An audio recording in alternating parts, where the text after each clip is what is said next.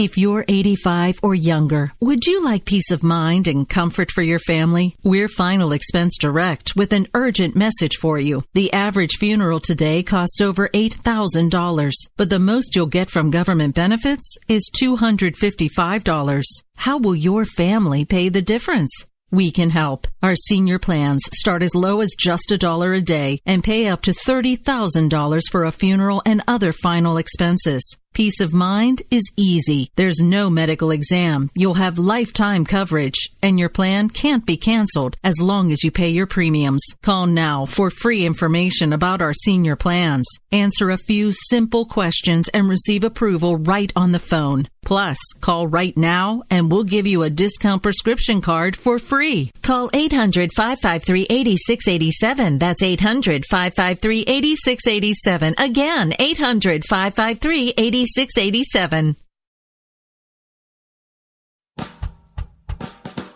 You're listening to the Spark Radio Network, internet radio like you've never heard before. Innovation, creativity, and imagination are all said to begin with a spark. So fasten your seatbelt and take the ride of your life and listen for the spark. You are listening to KLRN Radio, where liberty and reason still reign. Hey, this is John Preston, Marine Combat Veteran and Pacific Records recording artist. Just reaching out to have you check out our new album, Battle Cry, Songs of America's Heroes, an album featuring phenomenal other combat veteran artists like Scott Brown of the Scooter Brown Band, Ryan Weaver, Rowdy Johnson, just an incredible mix of people. This is all veterans telling our stories and our lives, and we're giving 100% of our proceeds to the Valkyrie Initiative to help veterans and first responders integrate back into society. I myself have battled with post-traumatic stress for many years and lost my own brother, a Marine Corps veteran, to suicide. I ask that you step with us and make this happen. We are in pre-order right now and release on March 17th. Go to iTunes, go to Amazon, buy. We plan on making the charts and making it at a very high level, and your support right now makes a difference. This is the release of my new song, Superman Falls, which is actually about the loss of my own brother, which happened last year, and I would love for everyone to check it out, to listen, and hopefully it'll make a difference in many lives. If you're 85 or younger, would you like peace of mind and comfort for your family? We're Final Expense Direct with an urgent message for you. The average funeral today costs over $8,000, but the most you'll get from government benefits is $255. How will your family pay the difference? We can help. Our senior plans start as low as just $1 a day and pay up to $30,000 for a funeral and other final expenses. Peace of mind is easy. There's no medical exam. You'll have lifetime coverage, and your plan can't be canceled as long as you pay your premiums. Call now for free information about our senior plans. Answer a few simple questions and receive approval right on the phone. Plus, call right now and we'll give you a discount prescription card for free. Call 800-553-8687. That's 800-553-8687. Again, 800-553-8687.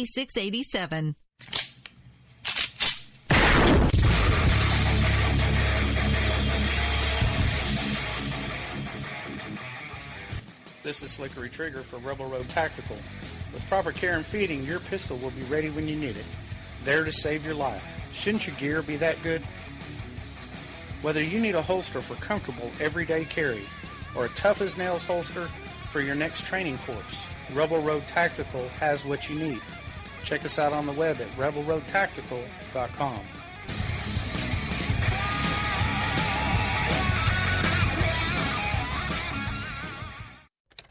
Sometimes riders feel lost, unsure why a passage may not be working. It takes another set of eyes to help us nurture our writing into full maturity. At Black Wolf Editorial Services, we strive to enable writers to develop and grow, offering manuscript critiques and line edits through a mentoring editorial style.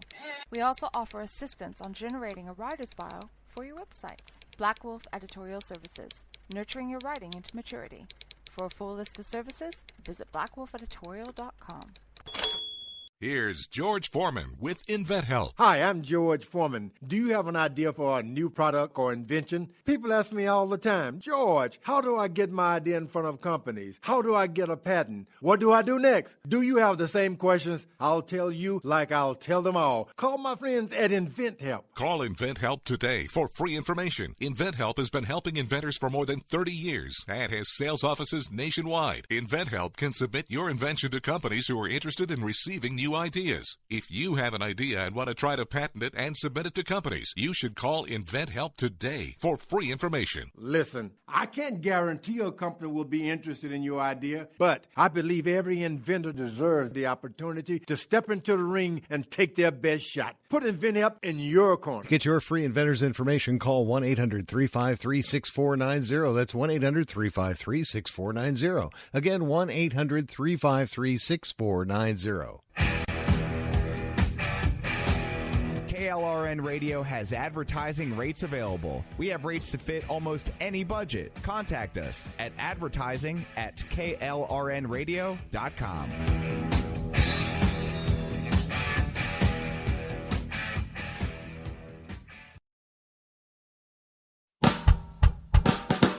You're listening to the Spark Radio Network, Internet radio like you've never heard before. Innovation, creativity, and imagination are all said to begin with a spark. So fasten your seatbelt and take the ride of your life and listen for the spark. I'm not ready to end the fight. I'm not ready to back down. 'Cause I've been through hell and I don't have time to go round and round and round. It's too late to turn back now. You know I wouldn't if I could. 'Cause I'm proud as hell, I can't bring myself to do what it is you think I should. All right, folks, well, happy Thursday evening. That's right, there is one day left of the work week for those of you that work Monday through Friday. For those of you like me that work 7 days a week, it doesn't really matter, but hey, it's almost Friday anyway. All right, so this is Jen and Rick. I'm one half of the crew, Mr. Rick Robinson, joined by the other half, Miss Jenn Homestead. Getting tongue-tied with myself over here. And good evening, Miss Jen. How are you? I'm doing good. Not a whole lot to report other than, everybody's freaking out over Comey hearing. So, now this is gonna have me flashing my nerd card. But when some liberal moron came up with the idea for Comey Day, was I the only one that flashed back to the Bloodsport movie from the 80s, with the opening theme song where they kept yelling Kumite over and over and over again? Am I really that much of a nerd? Was that just me? I don't know. Yeah, I was. Well, see, I know you were like a zygote, so shut up. I was probably a toddler, maybe. Oh, he's okay. I'm old. Excuse me, folks. We're going to take an early break so I can go grab my Metamucil. We'll be right back. So just play it. All right. So, before we get into that, because honestly, an interesting thing happened to me today. I'm behind with some stuff, and I finally just really started getting back into America's Got Talent this evening because it was on my DVR. Have you been watching that at all this season? No, I haven't. I often kind of keep up with some of that stuff, but I haven't this time around. Well, the only reason I was asking is because up until now I actually haven't. But last night's episode ended with someone that I think is absolutely amazing. She actually was studying to be a music teacher and had some sort of a muscular issue or something that actually caused her to lose her hearing at age 18. So she is now 29 years old, basically been coping and learning how to be deaf for about the last 11 years.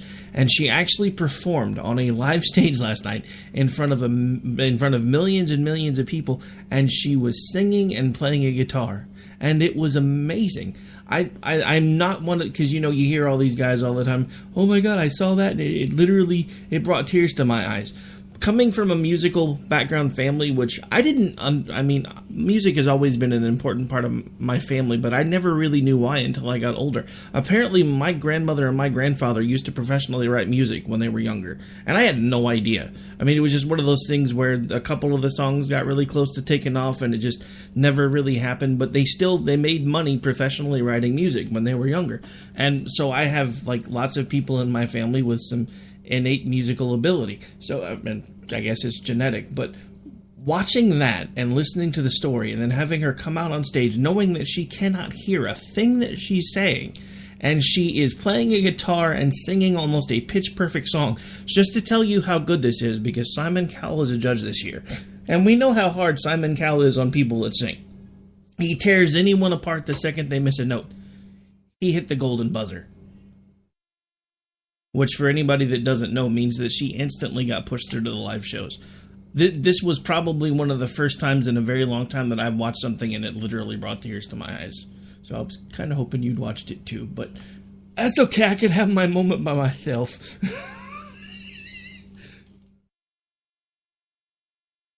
Uh-oh. I think I've put her to sleep. Oh, I forgot to take my mute off. I was coughing a little bit, and then I just started talking like my mic was on, and it wasn't. Nice. Okay. So, oh, man. All I was saying was, yes, now I'll have to look it up, because this is right up my alley. Well, yeah, it was one of the golden ticket moments, so if you actually just search that on Facebook, it'll probably pull or the golden buzzer moments, because they did like a hashtag thing with it, so it will probably pull right back up, and it was honestly, I was floored. And to see Simon just be like, you know what, you're not going to need an interpreter for this, and he leans over and hits the golden buzzer in the middle, and she's just freaking out. And I don't know, I literally had tears in my eyes, so, and I'm not ashamed to admit it, because to me it was awesome. But anyway, so, I digress, so. Yeah, that's cool. Alright, so that was the one non-political moment of the show. Well, at least my one political. That's a great non-political moment to highlight also. I don't know, maybe it was, like I said, a soft spot for me, because, I mean, I have had family members that have tried out for America's Got Talent, also have tried out for shows like The Voice, and also America's Got Talent when it was on. Sadly, none of them made it past the audition room, but that's a story for another day. Yeah. So anyway, so back to the politics. So have you been keeping up with anything that's been going on with this whole Comey Day thing? Because it was kind of a meh. It was definitely a meh. I mean, I think people were on both sides. Were expecting something more out of this. I actually wasn't. Just things they've read over the last several months, and I don't know. I was not surprised that it was so lackluster. No bombshells, except for, I think that one thing was a bombshell, and it was something that Comey himself admitted to. Oh, you mean that thing that we have audio for? Yes. Oh, this thing right here? Okay. Did you show copies of your memos to anyone outside of the Department of Justice? Yes. And to whom did you show copies? I asked, President tweeted on Friday after I got fired that I better hope there's not tapes. I woke up in the middle of the night on Monday night, because it didn't dawn on me originally, that there might be corroboration for our conversation. There might be a tape. And my judgment was I needed to get that out into the public square. And so I asked a friend of mine to share the content of the memo with a reporter. Didn't do it myself for a variety of reasons, but I asked him to because I thought that might prompt the appointment of a special counsel. And so I asked a close friend of mine to do it. And was that Mr. Wittes? No, no. Who was that? A good friend of mine who's a professor at Columbia Law School. So the former director of the FBI, who had memos on what, in another clip, he admitted were on what he used his, it was his classified laptop, was how he phrased it. He took those memos, gave them to someone else so that person could leak them after he was fired. meh. Yeah. Yeah, the idea was not just I'm just going to give this to my friend so that someone else knows. It was to give to the friend to give to media. Well, you know, I mean that. I might have expected him to, I took these memos and I stuck them in a safety deposit box, so if I ever wound up sleeping with the fishes, people would know what happened and why. But no, my whiny little, never mind, gave these to a friend because my feelings were hurt because I got fired and I wanted people to know the type of person that he is. Meh. Well, think about the words that he used. So when they were discussing the Hillary Clinton, investigation, he said, "I felt like there was no wrong intent." First of all, that's not supposed to matter at all. Intent shouldn't even come into play. And then when describing these memos and stuff with Trump, they said, "Why did you start recording?" Well, I felt like I might need them because I felt like he might lie about it. It was just weird to keep saying things like I felt, I feel, like very, I don't know. That's just so liberal. But it seems to me that when he decided to hand these off to a friend and to have the friend release them at a time that was, it couldn't seem anything other than like a politicization of it. Then he politicized the job and he politicized his role, and which we already kind of think he has. I mean, in my opinion, it seems like he already kind of has over the last, several months before he left the job. It seemed like he already was being a little too political, but that certainly is like I'm going. And he doesn't say that it was because he was like, okay, I thought he might lie. It wasn't like I thought I would be, blackmailed, or I thought that I would be hurt or anything like it. Was like, I thought he might lie about it, so I wanted to make sure I got the first word out. I mean, is this how we want our government run? And especially, the president doesn't answer to the FBI director, and as many people as that are screaming about the FBI being independent, they are not. And hat tip to Mulratty on Twitter, because she did a great thread today about how the FBI is part of the executive branch, and ultimately they do answer to the president. They are not a fourth institution. They are not a separate, entity that is for investigative purposes only and for holding government accountable. That is not their role. And people, I think, are trying to thrust that upon. We're trying to thrust that upon the FBI and upon Comey, and he kind of got eat up with that himself a little bit, I think. No, exactly. I mean, and the thing about it is, and what I don't understand, and maybe you can help with this. What I don't understand is people from the left and the right seem to have gotten different takes from the things that were leaked today. Like I just saw a tweet on Twitter talking about what the New York Daily News headlines are going to be tomorrow, and Comey's explosive accusations, Trump is a liar. That's going to apparently be the headline of the New York Daily News tomorrow. But we're literally talking about someone who one of his biggest revelations today was that Trump wanted loyalty from him. Now, I want to flash back to a certain other president who we all know, and his name was Barack Obama. And anybody remember when Eric Holder kind of made a very similar statement to Barack Obama about giving him his loyalty? Nobody seemed to say anything then. I don't even remember the right being upset about that. But because Donald Trump said he wanted an FBI director that was going to be loyal, which makes sense to me. Because right. That's the thing. Is like, let's think about what was said here. He didn't say, I demand that you stop doing this or this or that, or please halt this investigation, or don't you dare investigate so-and-so. He asked for his loyalty. And I think that this is something that, maybe was not appropriate given the fact that there were going to be investigations into Trump's campaign and then possibly other areas that involved his administration or the election. But it was not inappropriate for a new president with the still tenured, like the tenured FBI director, to ask them, do I have your loyalty? Because that matters in these positions, that they can trust each other. So and that's the problem with the FBI being a little too political. When you do have heads there that start being that way, then they can't work in tandem with the people that they need to in order to protect what they need to protect and do the job that they need to do.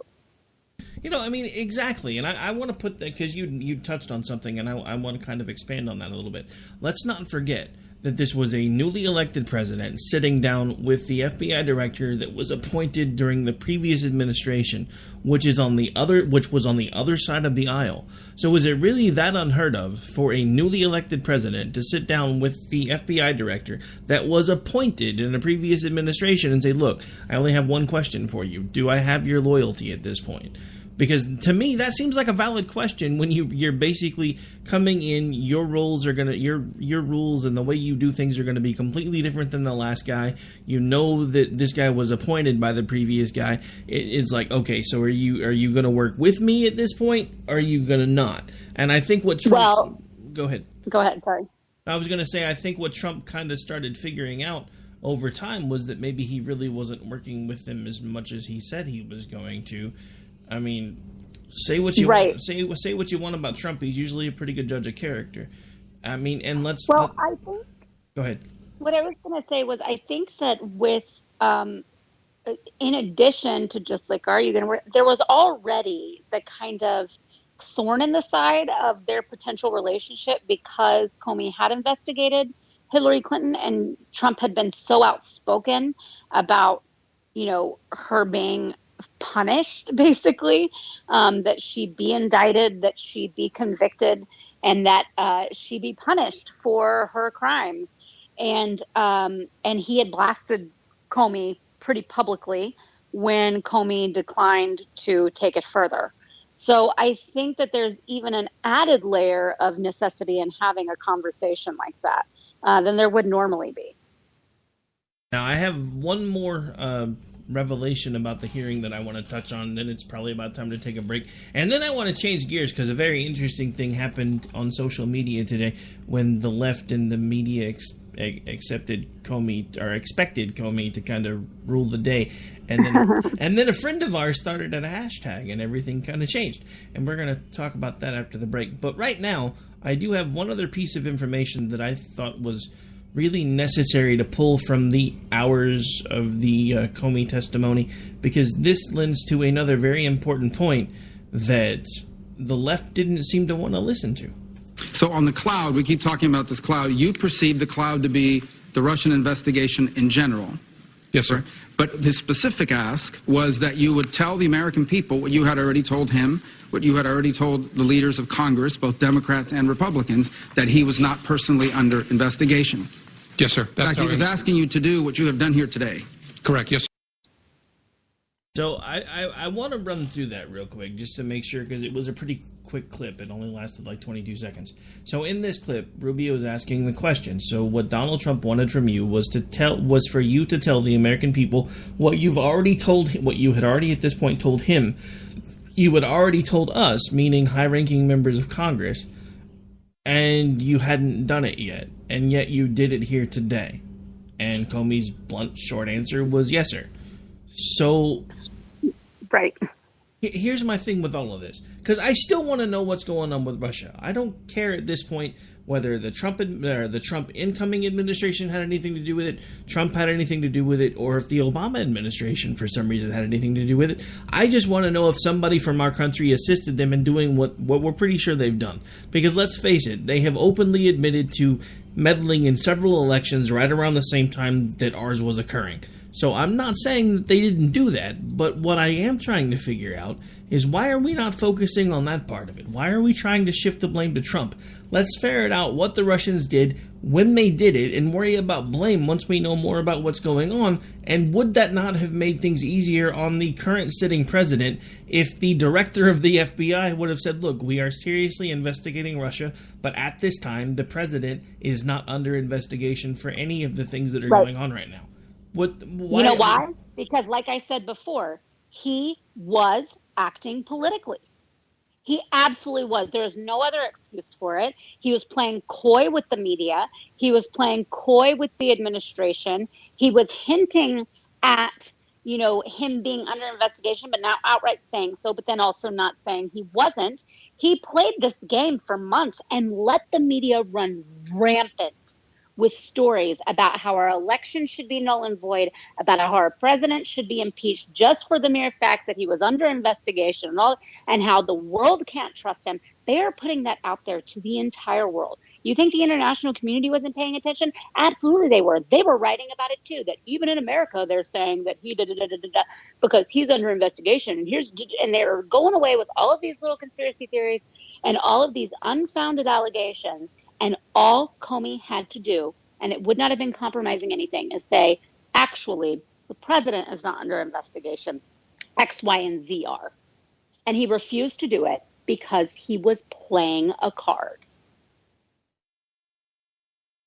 Well, I couldn't have said it any better than you did, because at this point that's exactly what that seems like, whether anybody wants to admit it or not. He was playing politically fast and loose. He had done it all the way through this election cycle. He did it with the Hillary stuff. I mean, because I want to backtrack to something that you had said earlier when he had mentioned in the hearing today, and anytime you heard him talk, well, I felt that, or I feel that. Your feelings don't come into play with this when you are the director of the FBI and you're investigating whether someone was involved in criminal activity. And to flashback just one more time, and then hopefully we can finally put this part of it to bed as well. With the Hillary server stuff, when he kept saying, we know that she's done this, and this, and outlined it in painstaking detail, told the American people everything that she had done, and then said, but we can't find any intent. The law that he specifically cited in the federal code doesn't require intent. So he's been playing politics now for quite some time. Exactly. Absolutely. And again, knowing that and framing that just the way that we said it, is it really that much of a stretch for a newly elected president to sit down with the director of the FBI, who knows, because he's had people in his inner circle tell him, after everything that he's outlined, he didn't need intent, and he still didn't do it anyway. So is it really that much of a stretch for a sitting president to sit across from the director of the FBI and say, do I have your loyalty? I don't think so. But for some reason, because Trump said, I need loyalty, that's what I need, all of a sudden he's Don Corleone. Oh, I just don't see this any other way. I don't know how to see this any other way. And I don't think, I don't necessarily mean to say that he is like some conniving, underhanded type person.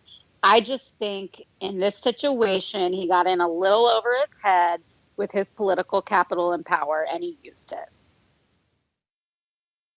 No, exactly. I mean, I think he's too much of a weasel to be conniving. I mean, honestly, the other biggest thing that I took away from his hearings today was, now that we know that he's leaked something, there's one thing, or there's I mean, he and Chelsea Manning have a lot of things in common, but there's one thing they don't have in common. Chelsea actually had a pair, because he ain't got none. Ooh. I mean, he literally sat. He literally sat in front of the Senate today and said, "I was afraid to be alone with the President of the United States." Come on, dude. J. Edgar Hoover was the director of the FBI. He wore a skirt, and he was a bigger man than this nozzle. Ugh. Well, honestly, in this day and age, to say that you are scared to be alone with the president of the free world, the leader of the free world, is absolutely nuts. I mean, there is no, you were not. You were not actually afraid. You might have been fearful of backlash. You might have been fearful of him giving you the what for. You might have been fearful of him misrepresenting your conversation, but actually afraid of him, I call utter BS. And that's probably not how he meant it, but I think that he refused to expand upon it because he wants people to think that, because the headline will read, Comey was afraid of Trump, afraid to be alone with Trump. And people automatically think physically, like he was physically afraid. And, to just kind of stir that pot a little bit more and make it like, oh, that tyrant, that he could have just struck me down right there and no one would have ever known or cared.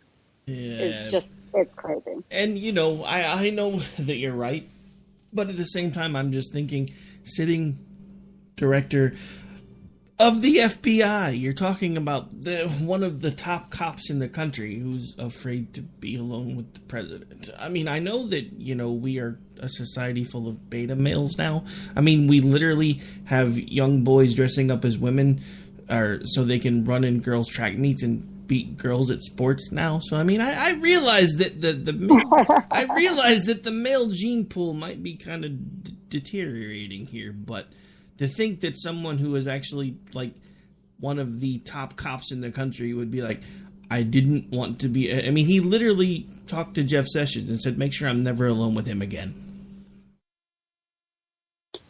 Literally. I just... All of it. First of all, I'm not even sure why... There have been some people being like, it's totally inappropriate for them to have a meeting alone anyways. Really? No. I mean, I get that maybe not a lot do, but I think that there are a few key positions that it is completely warranted for the president and that person to have an audience alone with only each other because of sensitive information that is usually being dealt with those people. That does not strike me as something shady or weird at all to have the FBI director, or the CIA director, or the NSA director, or the Secretary of State and the Secretary of Defense and Trump or the president, whoever it may be, have one-on-one meetings. That doesn't seem all that crazy to me. Now, one last point, and then we do need to take the bottom of the hour break. These same people that were like, oh my God, it's inappropriate for them to have meetings alone anyway, were the same people that were throwing a fit because President Pence didn't want to be alone with a woman that wasn't his wife. I'm just throwing that out there. All right, we've got to take a really quick break. We'll be back. This is the bottom of the hour. You are listening to Jen and Rick. Back in about 4.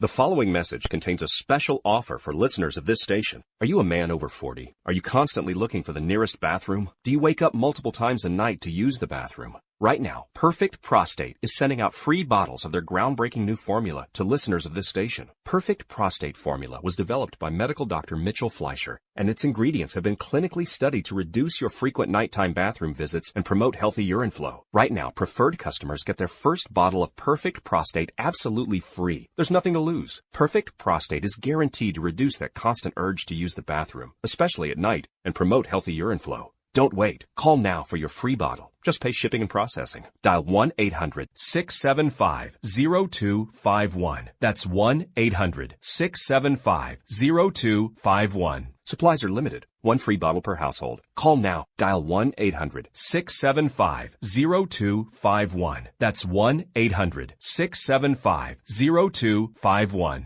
Tired of paying outrageous prices for Viagra? Well, we have great news for you. Now you can finally get Viagra at huge discounts. Healthy Man allows you to save up to $500 on Viagra. Why pay U.S. pharmacy prices of $15 per pill or more when you can get Viagra for less than $3 a pill? Call today and get 40 Viagra pills for only $99. This can cost as much as $600 at your local pharmacy. You can't afford not to call us. If you want Viagra at the lowest prices, never pay $15 a pill pharmacy prices again. Get Viagra for less than $3 a pill. Call 1-800-516-7602 today and save up to $500 and get 40 pills for just $99. Healthy Man is fast, easy, and affordable. Operators are waiting at 1-800-516-7602 to take your call right now. Call 1-800-516-7602. That's 1-800-516-7602. Again, 1-800-516-7602. Every day, the men and women of the United States Marine Corps stand ready to defend the American way of life. The few, the proud, the Marines. Hey folks, I want to introduce you to a friend of mine, Dr. Richard Harden. We are on the same mission, which is waking up America. We just have different paths. So stay tuned for some information on how you can keep up with Richard and all his work. Visit Richard's website at rahardin.com. That's the World Wide Web at rahardin.com. At his website, you can see a summary of the 6 books he has written, where purchases may be made. He also has a link to 18 videos on YouTube and several blogs about Christian beliefs. If you prefer, visit amazon.com/Kindle and type in Richard Hardin to see and purchase his books.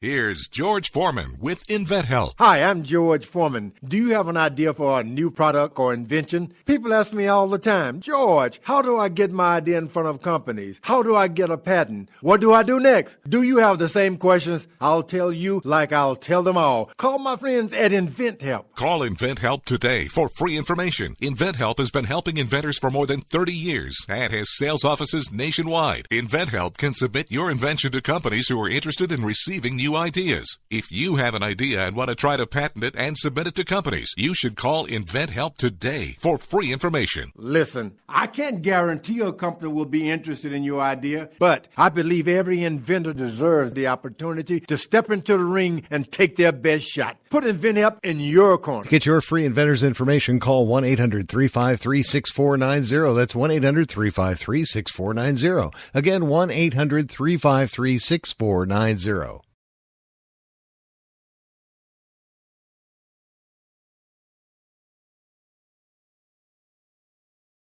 Here's George Foreman with InventHelp. Hi, I'm George Foreman. Do you have an idea for a new product or invention? People ask me all the time, George, how do I get my idea in front of companies? How do I get a patent? What do I do next? Do you have the same questions? I'll tell you like I'll tell them all. Call my friends at InventHelp. Call InventHelp today for free information. InventHelp has been helping inventors for more than 30 years and has sales offices nationwide. InventHelp can submit your invention to companies who are interested in receiving new ideas. If you have an idea and want to try to patent it and submit it to companies, you should call InventHelp today for free information. Listen, I can't guarantee a company will be interested in your idea, but I believe every inventor deserves the opportunity to step into the ring and take their best shot. Put InventHelp in your corner. To get your free inventor's information, call 1-800-353-6490. That's 1-800-353-6490. Again, 1-800-353-6490.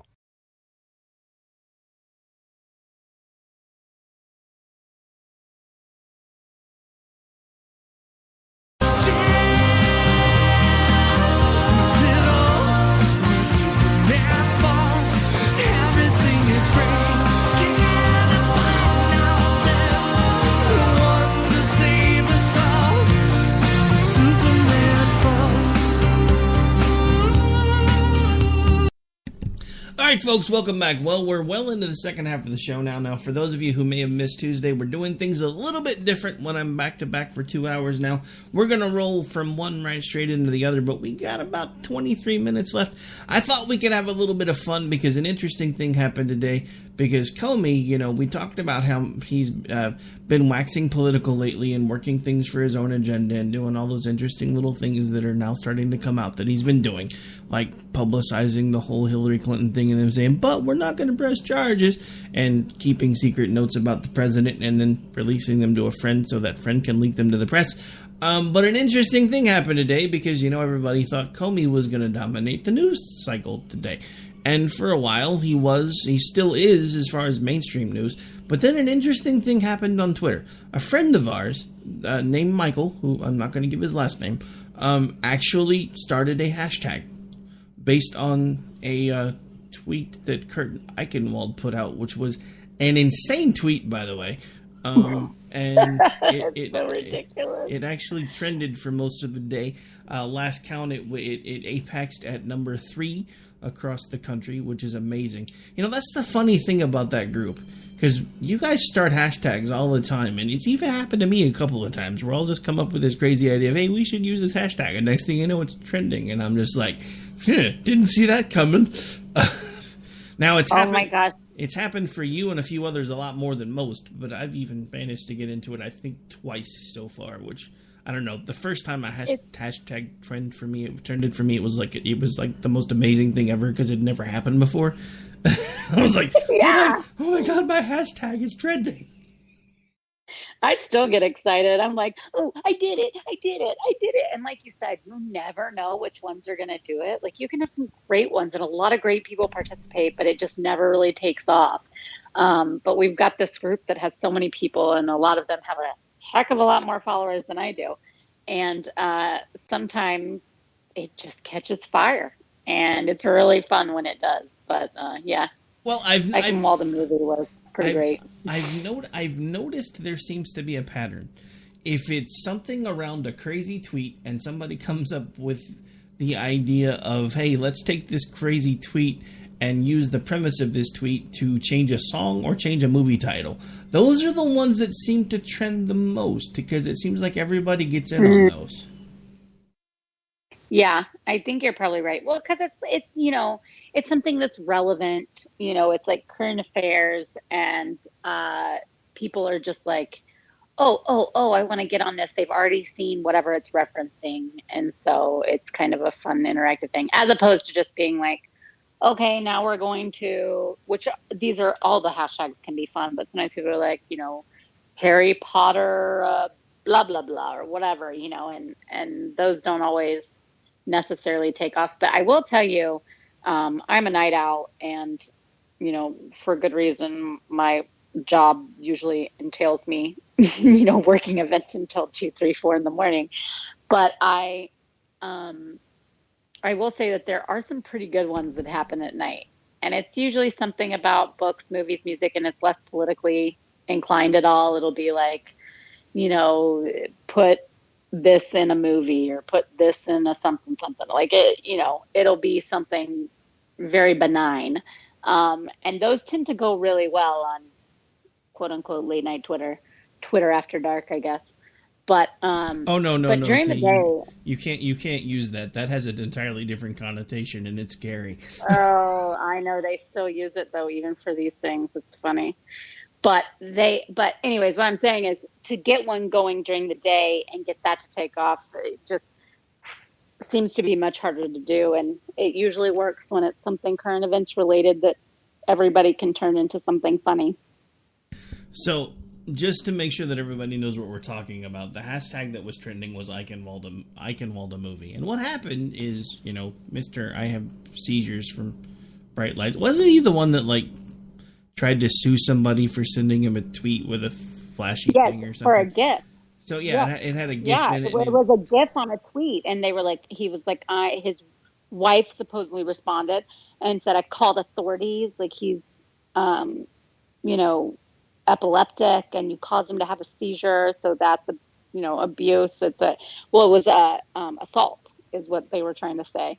And so apparently they got the authorities involved in Dallas. I haven't heard that anything came of it, but that would be absurd. So, and this is just a peek into my dark, scary mind. Anybody want to take bets as to whether or not Eichenwald's wife is actually in a dress in the attic, kind of like Norman Bates? Just saying. But anyway, so back to this. So what happened was he put out a tweet today that apparently he and his, now I want to preface this, apparently they are at least adult children, so I want to preface this, but apparently he and his adult children were going on this scavenger hunt through Twitter to find something referred to as tentacle porn, which is very disturbing, and I don't recommend that you search for it. I'm just saying. But it kind of became just, he was the butt of Twitter jokes for the rest of the day, and probably will be for the remainder of eternity. And that was basically what started the idea of let's Eichenwald a movie, and then everybody started finding a way to work tentacles or some sort of sea life or something into a movie title, and here we sit, and basically it changed the whole scope of the news on Twitter because nobody was talking about Comey anymore. Which another interesting side piece of that was a tweet a screen capture of a tweet that's been passed around by some really big name folks that was happening around the same time that the hashtag started trending, and it was Comey's thoughts for the day. I'm gonna dominate the news cycle. Eichenwald, hold my tentacle. And that's just kind of how it went, because he wasn't dominating the Twitter news cycle anymore. And I honestly think that's part of what he was going for. So the fact that we managed to keep that from happening, at least on some level, I think was a win, because the dude's a weasel. I mean, there's no way around it. He's a conniving weasel who got an idea in his head that he was going to find a way to punish the president. Now, the one thing that I will admit that is both funny and a little sad at the same time is when the announcement came across that Comey was fired, he was actually away from D.C. He was in the middle of speaking to a group of high-ranking FBI officials, and they had the TVs on, and it started flashing across the TV that Comey has been terminated. And he looked up, saw it on the TV, and said, "Ah, great joke, guys." And they're like, "We didn't do that." He's like, "No, serious. That's really funny. That's awesome. You guys, that was cool." And they're like, "No, seriously, we didn't do that." So, I mean, the one thing that I will say that it shows Trump's savage corporate side, because I don't know anybody else in government sector work that would be like, dude, he's fired now, and we're not even going to wait till he comes back to tell him. Because, anybody else that's been in the political sector would have been like, well, let's at least let him come home, pack up his things, say bye. And I think that's the big thing that came across in the hearings today with Comey was, I was hurt because I was fired while I was away from home, and I didn't even have the ability to properly say goodbye to my team members. So apparently today was all about his feelings, because that's the recurring theme. But anyway. It's so strange. I mean, all of this, I'm not saying that any of it was handled well. I'm not saying that he maybe even should have been fired. I don't know, what the best path was in this case.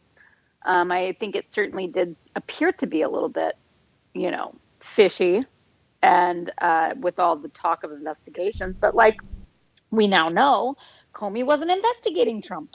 He let people think he was, but he wasn't. So I think I just think all around this was probably handled very poorly, and it became sort of a political, personal attack type thing between the two camps, as opposed to, anything very professional or business related. And so now we're where we are. And of course, we're still where we are politically because,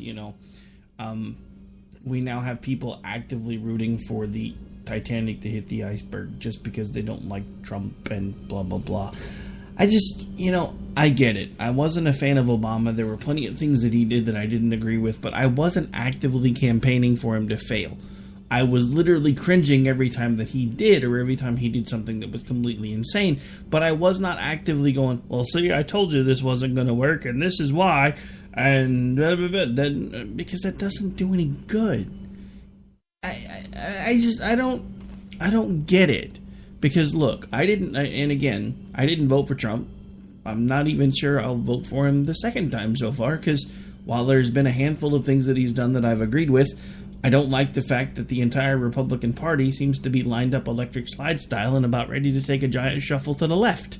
Leading off with the fact that the person whose audio we just played a little bit ago, Marco Rubio, was just tweeting the other day about how everybody needs government-run FMLA. That's not a Republican concept. That's not a conservative concept. So the fact that these are now becoming mainstream Republican ideas concerns me. And that's one of the reasons why I didn't want Trump to be where he is. But now he is. So unless we're going to do something crazy, we got to kind of work within the system. And no, I'm not advocating for anybody to do anything crazy. Slick, I'm looking at you. Just saying.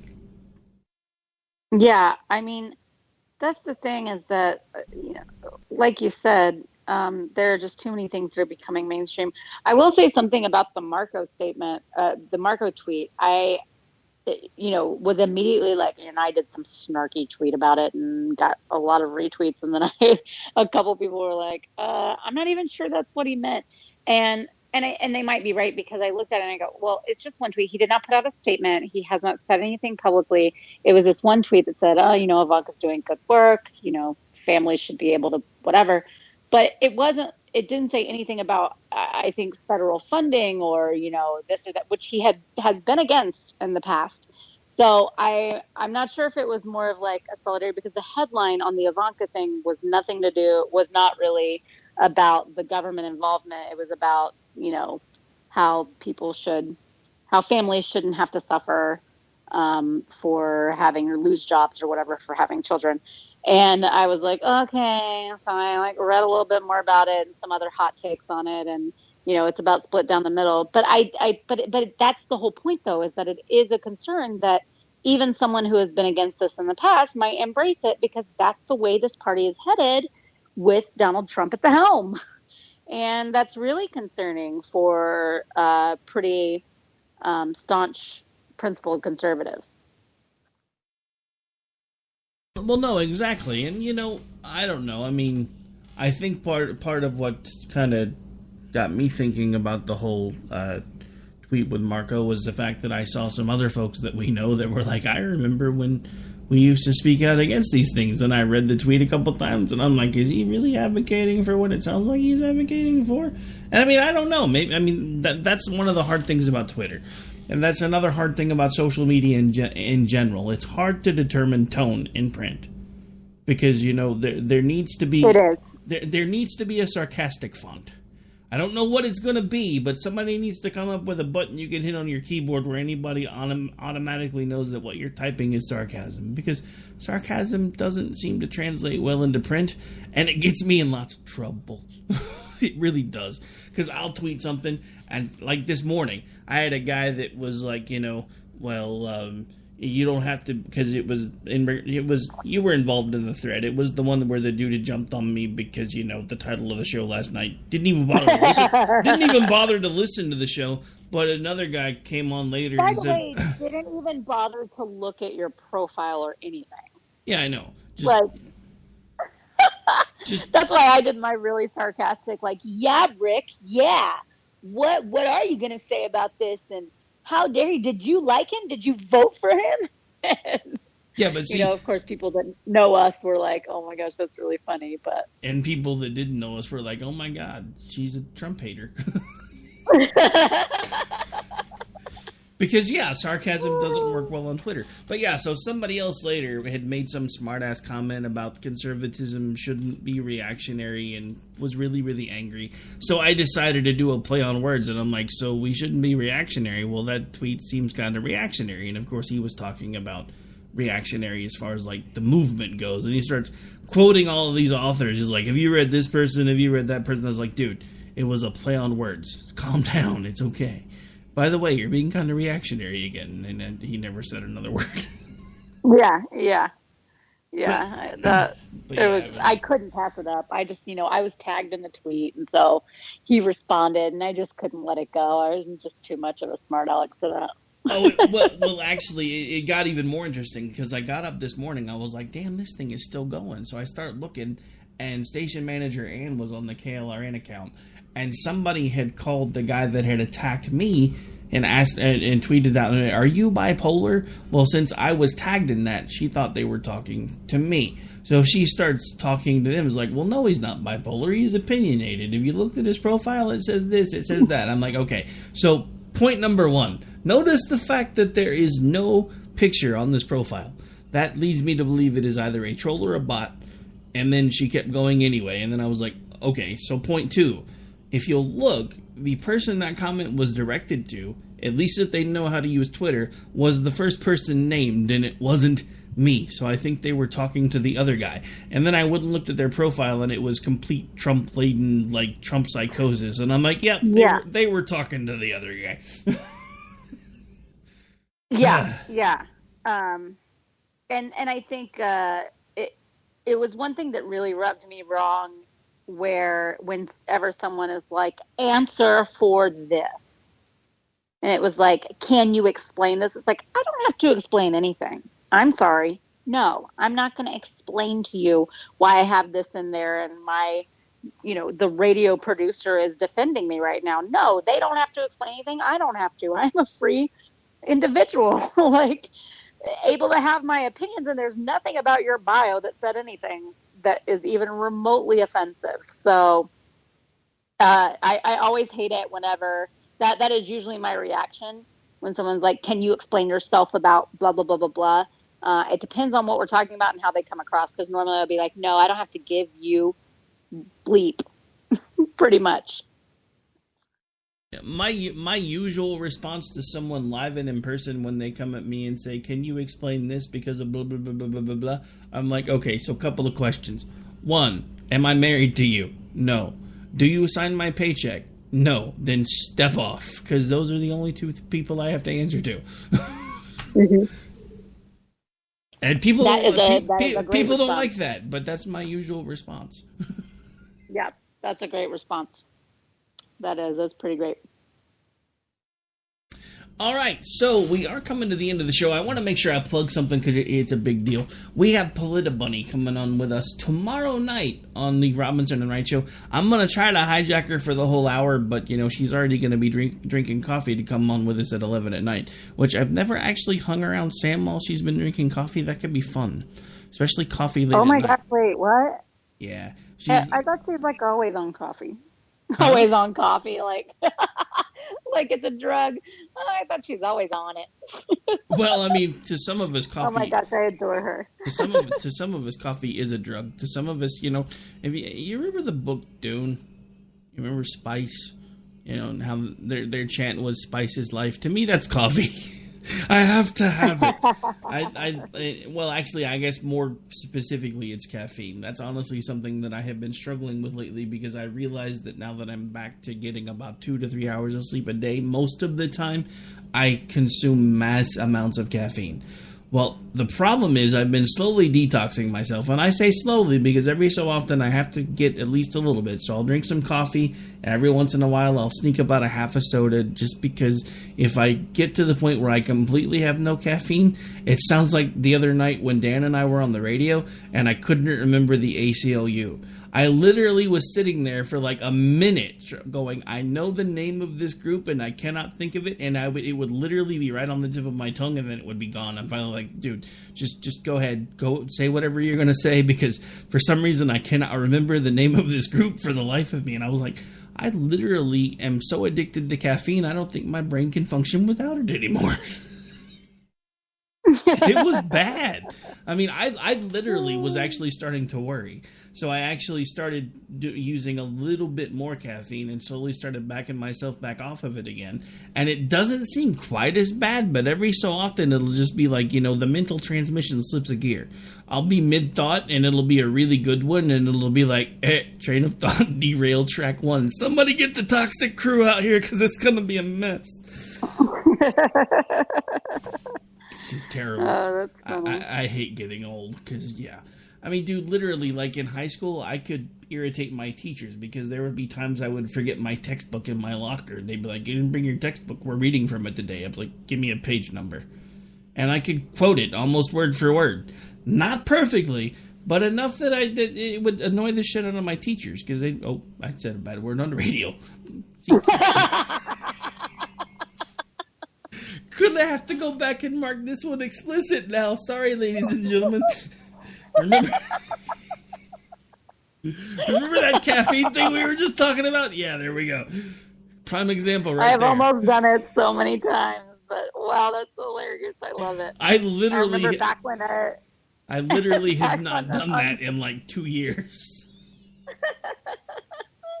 Oh, I remember one time on Stacey and JD's old show, he dropped one, or no, she did and didn't even realize she did until afterwards. And I was, texting her and I was like, wow, F-bomb. She goes, oh my gosh, did I? I didn't even know it. And neither one of them stopped. It didn't even register.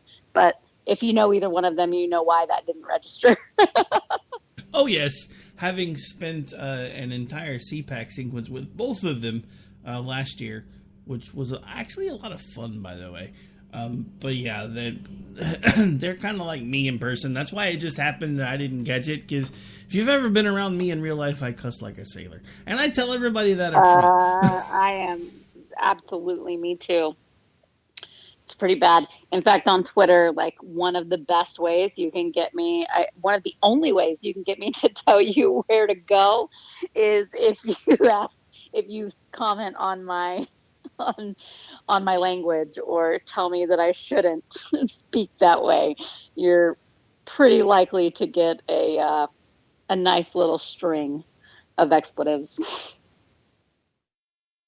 Well, the good news is, because of the way we're doing this... Actually, I think I have Jackson coming on with us now.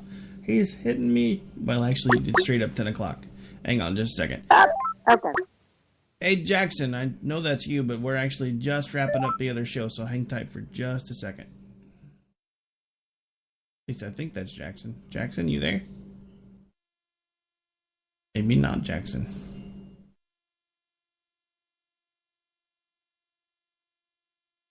It says he's here, but I'm not hearing anything. I was just about to line it up to call him, but I'll figure it out if that's him in a second. I have his number stashed. All right, so anyway, we need to wrap up because it's about time to change over to the other one.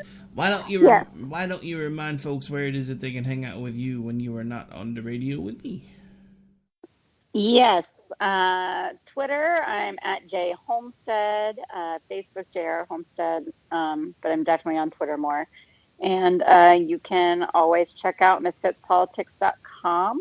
It's just kind of a group of us that are putting our thoughts down on the blog. And these people are pretty smart that I have ended up being sort of colleagues with. And but we like to have a lot of fun, too. So I would say check us out on Twitter and come tomorrow night join us on Twitter tomorrow night for Misfit Mischief. We do it every Friday, and it's just a time to get a break from politics and be really silly, and it's a lot of fun. So everybody join us.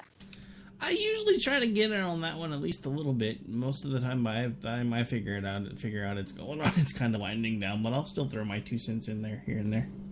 Well, that's the thing is, like, we try to, like, kind of start around 8 p.m. Central to 8 p.m. Eastern so that all our Eastern folks can get in, and then wrap it up around, depending who's running it, but because we trade off and a bunch of us help, but wrap it up around, around midnight Central time so that it's at least, 10 p.m. on the West Coast, and they will have had a couple hours to be in on it. So that's kind of why we do it in shifts too, because we're literally doing it for 4 or 5 hours.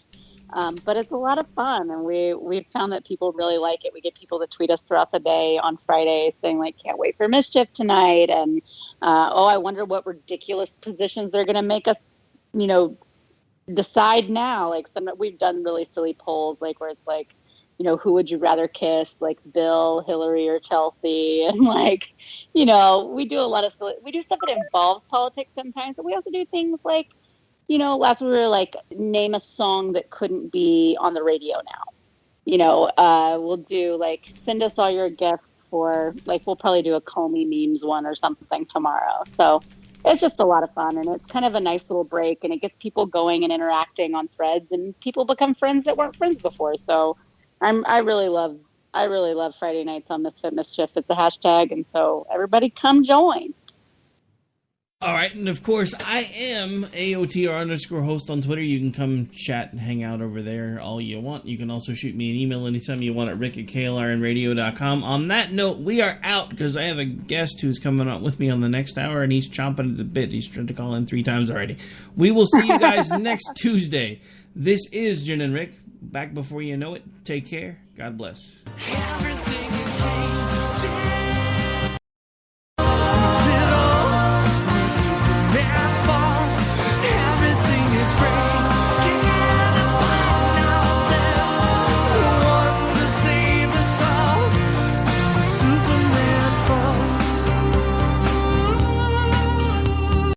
The following message contains a special offer for listeners of this station. Are you a man over 40? Are you constantly looking for the nearest bathroom? Do you wake up multiple times a night to use the bathroom? Right now, Perfect Prostate is sending out free bottles of their groundbreaking new formula to listeners of this station. Perfect Prostate formula was developed by medical doctor Mitchell Fleischer, and its ingredients have been clinically studied to reduce your frequent nighttime bathroom visits and promote healthy urine flow. Right now, preferred customers get their first bottle of Perfect Prostate absolutely free. There's nothing to lose. Perfect Prostate is guaranteed to reduce that constant urge to use the bathroom, especially at night, and promote healthy urine flow. Don't wait. Call now for your free bottle. Just pay shipping and processing. Dial 1-800-675-0251. That's 1-800-675-0251. Supplies are limited. One free bottle per household. Call now. Dial 1-800-675-0251. That's 1-800-675-0251.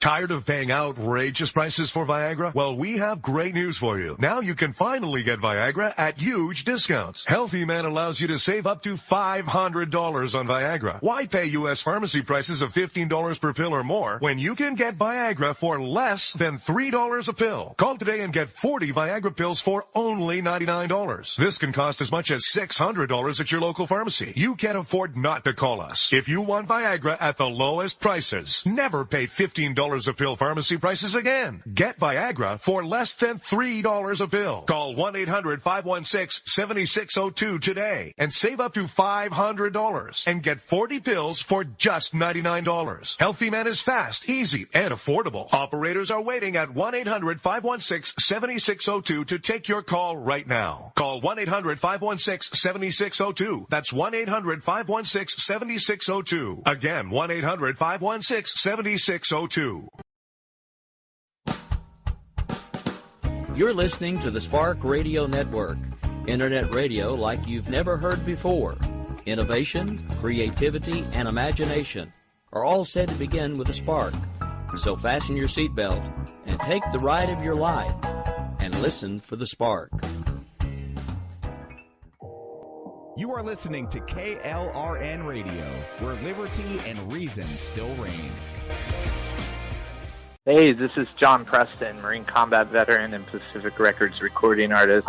Just reaching out to have you check out our new album, Battle Cry, Songs of America's Heroes, an album featuring phenomenal other combat veteran artists like Scott Brown of the Scooter Brown Band, Ryan Weaver, Rowdy Johnson, just an incredible mix of people. This is all veterans telling our stories and our lives, and we're giving 100% of our proceeds to the Valkyrie Initiative to help veterans and first responders integrate back into society. I myself have battled with post-traumatic stress for many years and lost my own brother, a Marine Corps veteran, to suicide. I ask that you step with us and make this happen. We are in pre-order right now and release on March 17th. Go to iTunes, go to Amazon, buy. We plan on making the charts and making it at a very high level, and your support right now makes a difference. This is the release of my new song, Superman Falls, which is actually about the loss of my own brother, which happened last year, and I would love for everyone to check it out, to listen, and hopefully it'll make a difference in many lives. If you're 85 or younger, would you like peace of mind and comfort for your family? We're Final Expense Direct with an urgent message for you. The average funeral today costs over $8,000,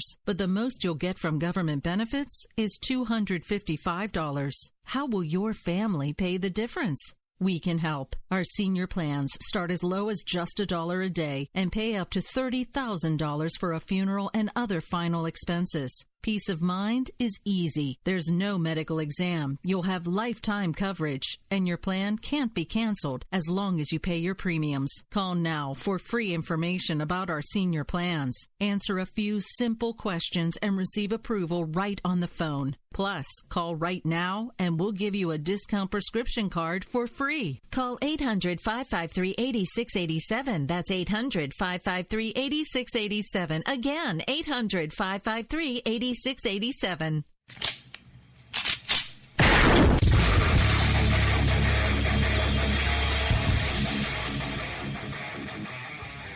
This is Slickery Trigger for Rebel Road Tactical. With proper care and feeding, your pistol will be ready when you need it, there to save your life. Shouldn't your gear be that good? Whether you need a holster for comfortable everyday carry or a tough-as-nails holster for your next training course, Rebel Road Tactical has what you need. Check us out on the web at rebelroadtactical.com.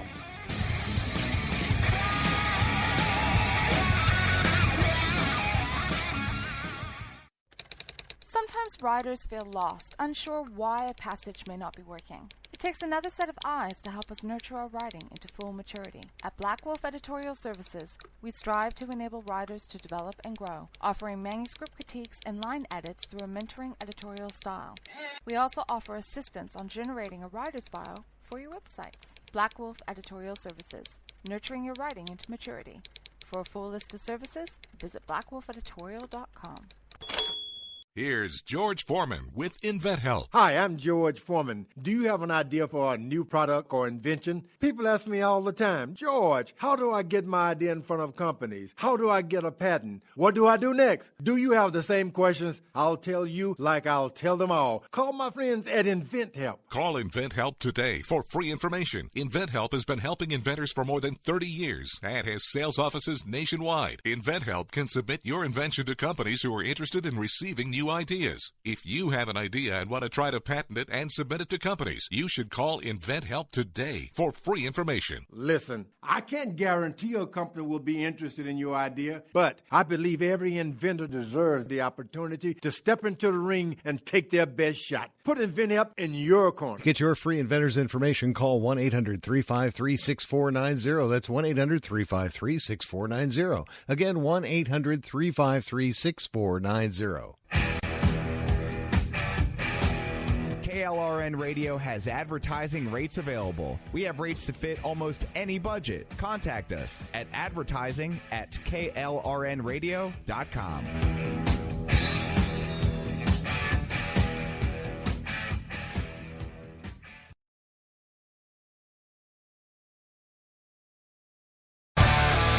Keep on doing what you do, Rick. You're my favorite host. Favorite host.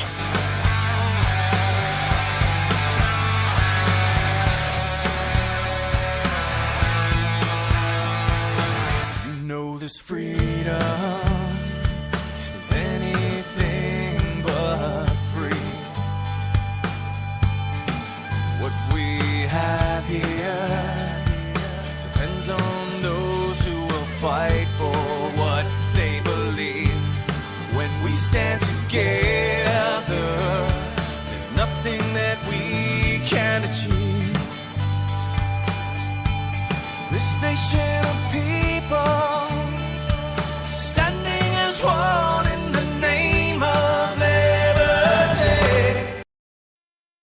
All right, folks, good evening. This is America Off the Rails. I am Rick Robinson. We're coming to you live right now from KLRNradio.com, where we are live every Sunday through Thursday at 11 p.m. Eastern. Also available on AMFM247.com every Monday, Wednesday, and Friday at 2 p.m. Eastern. Available on SoundCloud, Stitcher, FM Player, iTunes, Google Play Music, Pocket Cast, Blueberry, and about 16 more that I can't ever remember.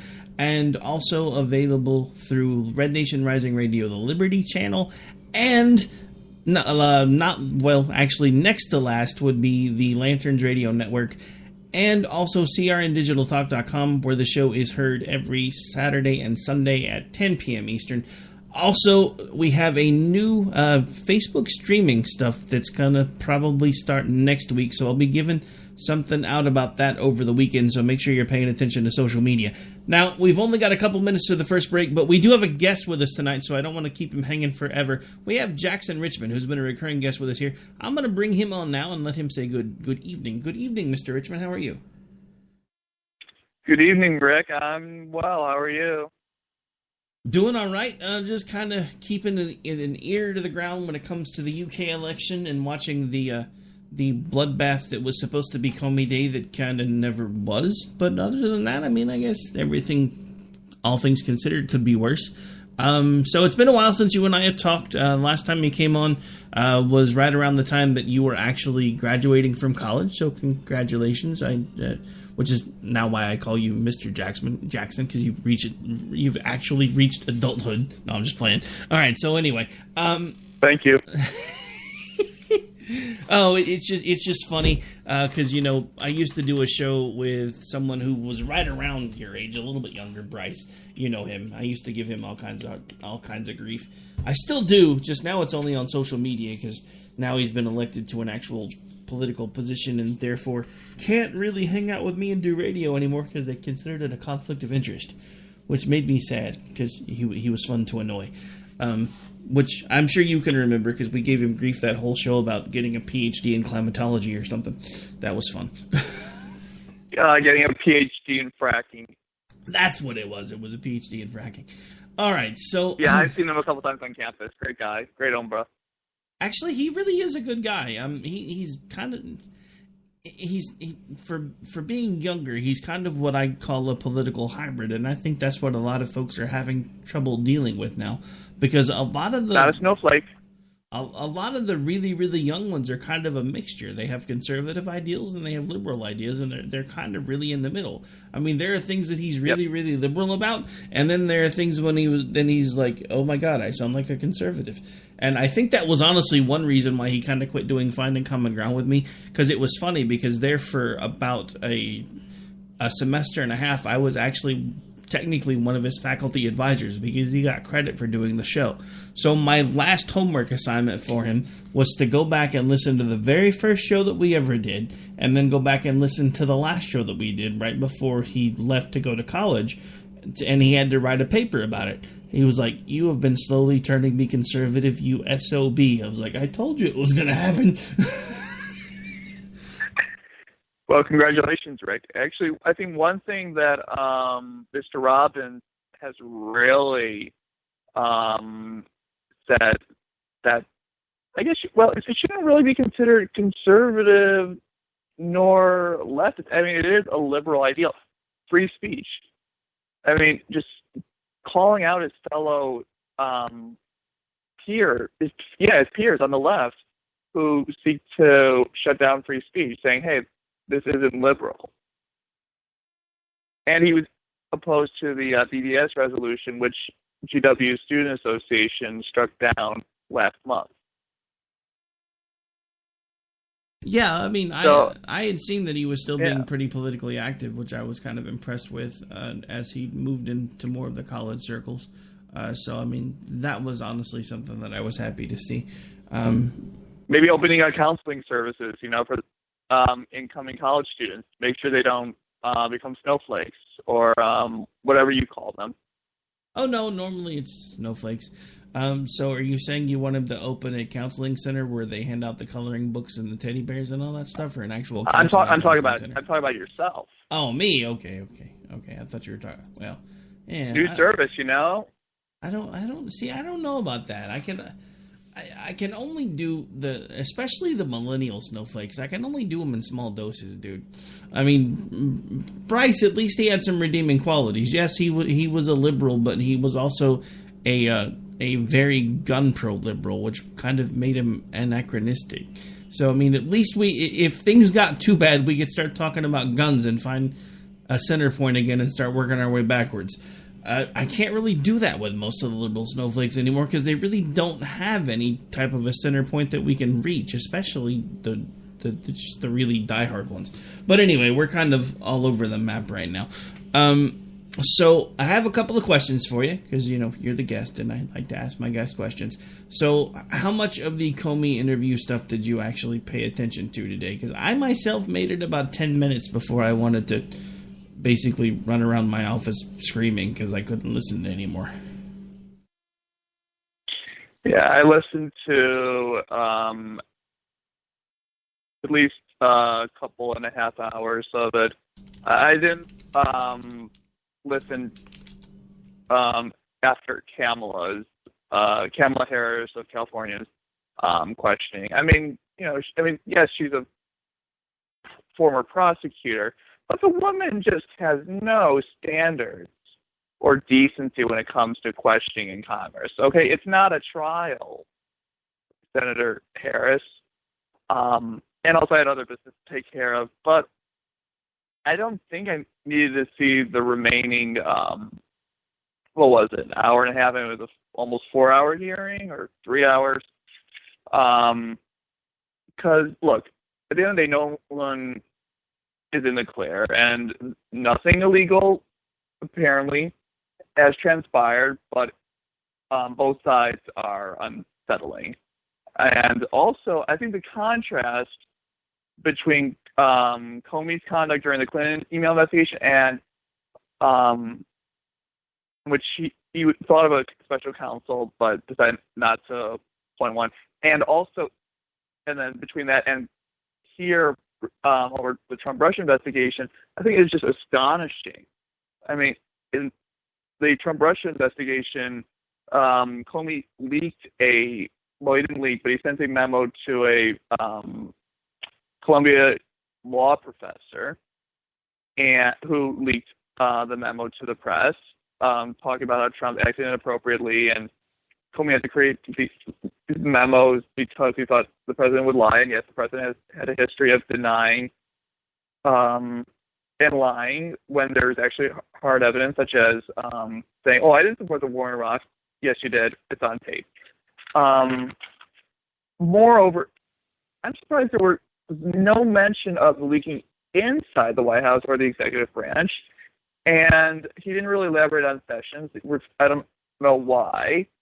I mean, and it's going to be interesting to see whether or not he'll be called to testify regarding his apparent role in Comey being fired.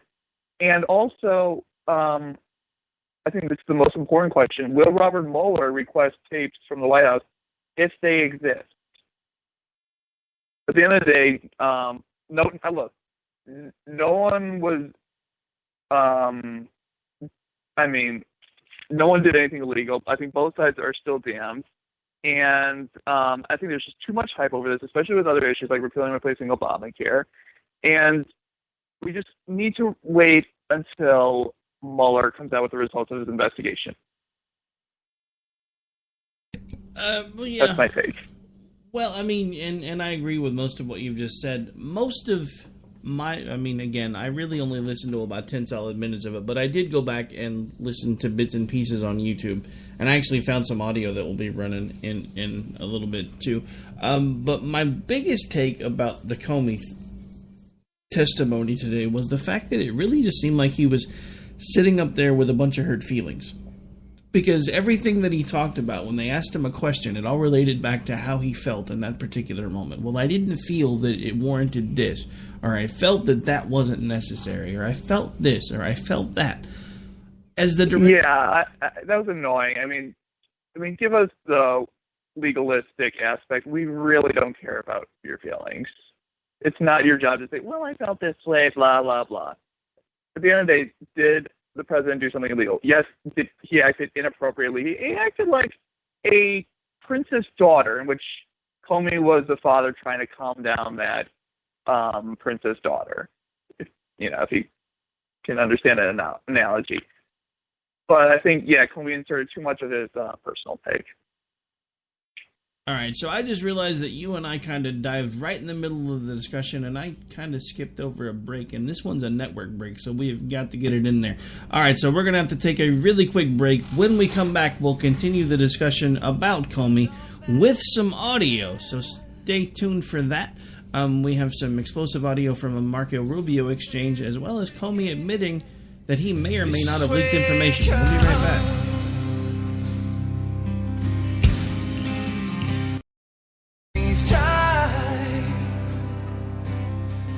These are the times that we'll try.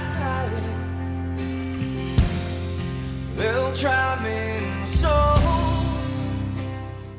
Hey folks, I want to introduce you to a friend of mine, Dr. Richard Hardin. We are on the same mission, which is waking up America. We just have different paths. So stay tuned for some information on how you can keep up with Richard and all his work. Visit Richard's website at rahardin.com. That's the World Wide Web at rahardin.com. At his website, you can see a summary of the 6 books he has written, where purchases may be made. He also has a link to 18 videos on YouTube and several blogs about Christian beliefs. If you prefer, visit amazon.com/Kindle and type in Richard Hardin to see and purchase his books. Every day, the men and women of the United States Marine Corps stand ready to defend the American way of life. The few, the proud, the Marines.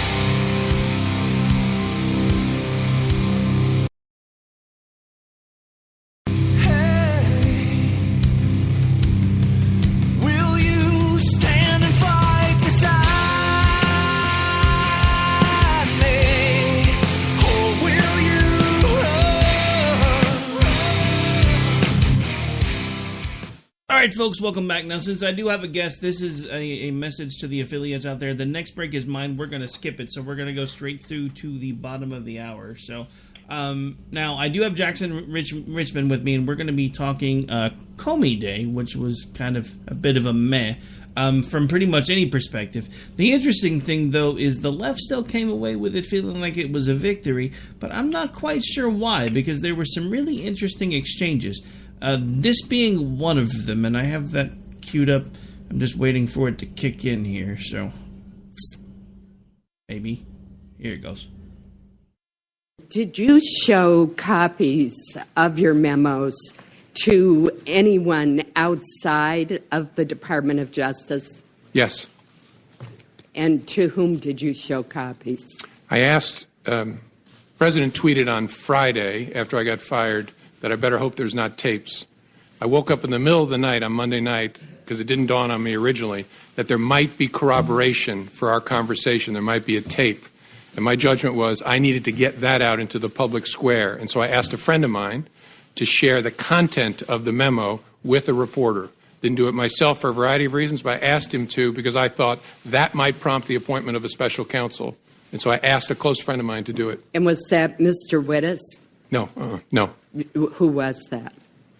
A good friend of mine who's a professor at Columbia Law School. All right, so I want to have you guys let this sink in for just a moment. The former sitting director of the FBI, upon his termination, took memos that he had crafted and turned them over to a friend so that that friend could leak them to the press. Now, we have been speculating about lots of leaks with this new administration and all of these people that were leaking information and how was it getting done and why were there so many leaks in the Trump White House. When the former director of the FBI is turning things over to the press, that indicates to me that we probably had leaks from the top down for quite some time now. And I'm sorry, I'm not sure there shouldn't be some ethical concerns there, as well as possibly, as far as I'm concerned, some legal concerns there for the former director of the FBI. But that's just me. Yeah, no, I agree. I think the Columbia law professor, whose last name is Richmond, I have no relationship to him whatsoever. I was wondering if you were going to throw that out there. As soon as I heard him say it, as soon as I saw the guy's last name, I'd wondered if you were going to throw out there that he was absolutely no relation to you. Dan Richmond is his name. And I wonder if Dan Richmond, who is a professor at Columbia Law, will be criminally investigated. He should. He leaked the information. There's no other way. There's no way around it. And I do hear you. I do think Comey should also be investigated. But how that would go about, considering the nature of this case, which the president fired Comey as FBI director, would play out. Investigating Columbia law professor who leaked the information is one thing. Investigating someone you fired is quite another. I mean, well, that could be done interestingly enough. Comey had alluded that he had done it to make sure that a special prosecutor got brought into play. I'm thinking we could probably use a special prosecutor to prosecute him. He wanted one so badly, might as well let him have one. He considered appointing one for the Clinton email investigation, especially after what happened on the trial night between then Attorney General Loretta Lynch and Bill Clinton. But in the end, Comey decided against it. And that contrast between the tarmac meeting and considering whether or not to appoint a special prosecutor and not doing so, and then in this case, investigating Trump in Russia, in which Comey leaked information, which was officially leaked by a Columbia law professor, in order to activate, I guess you could say, a special counsel, is astonishing. The contrast, I think, is what's so disturbing about this special counsel noise. Yeah, no. To get my drift. Well, I'm glad you brought up the contrast, because nobody's really been talking about that.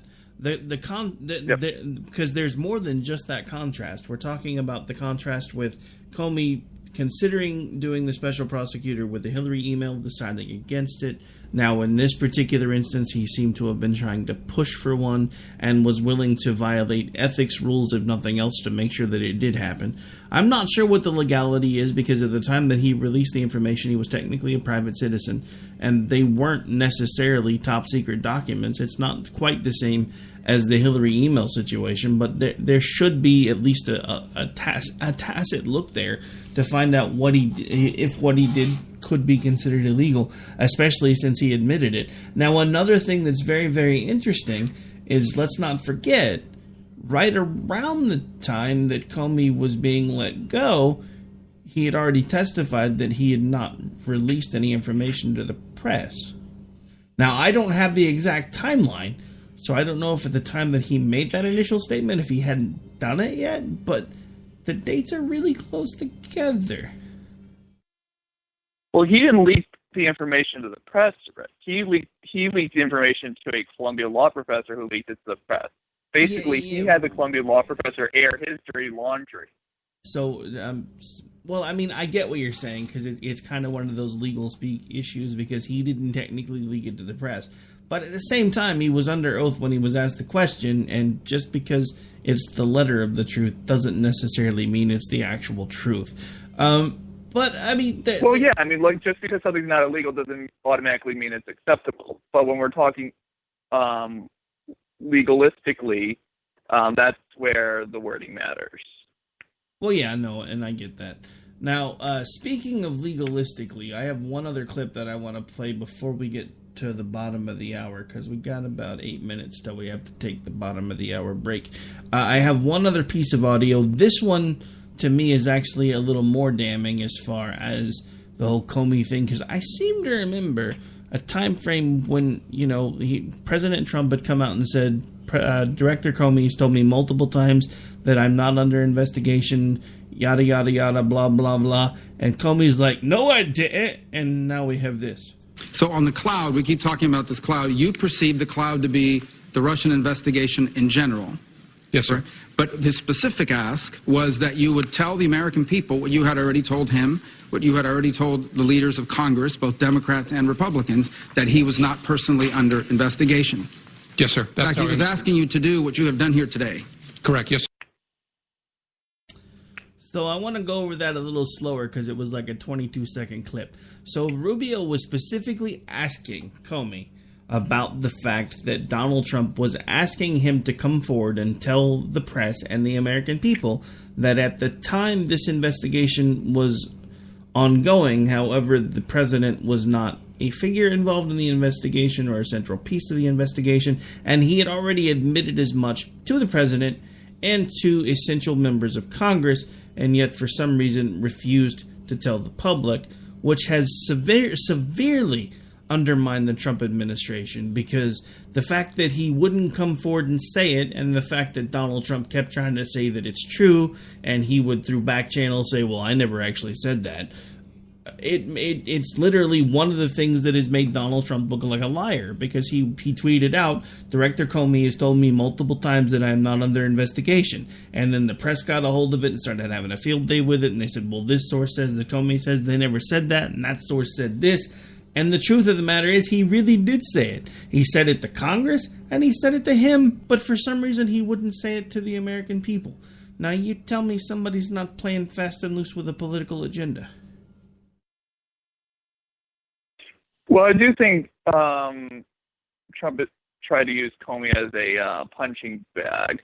But I actually side with Comey here in that, remember, after he reached his conclusion in the Hillary Clinton email case, just before the election, he reopened that case. Now imagine with the Trump case, he told Trump that he's not under investigation.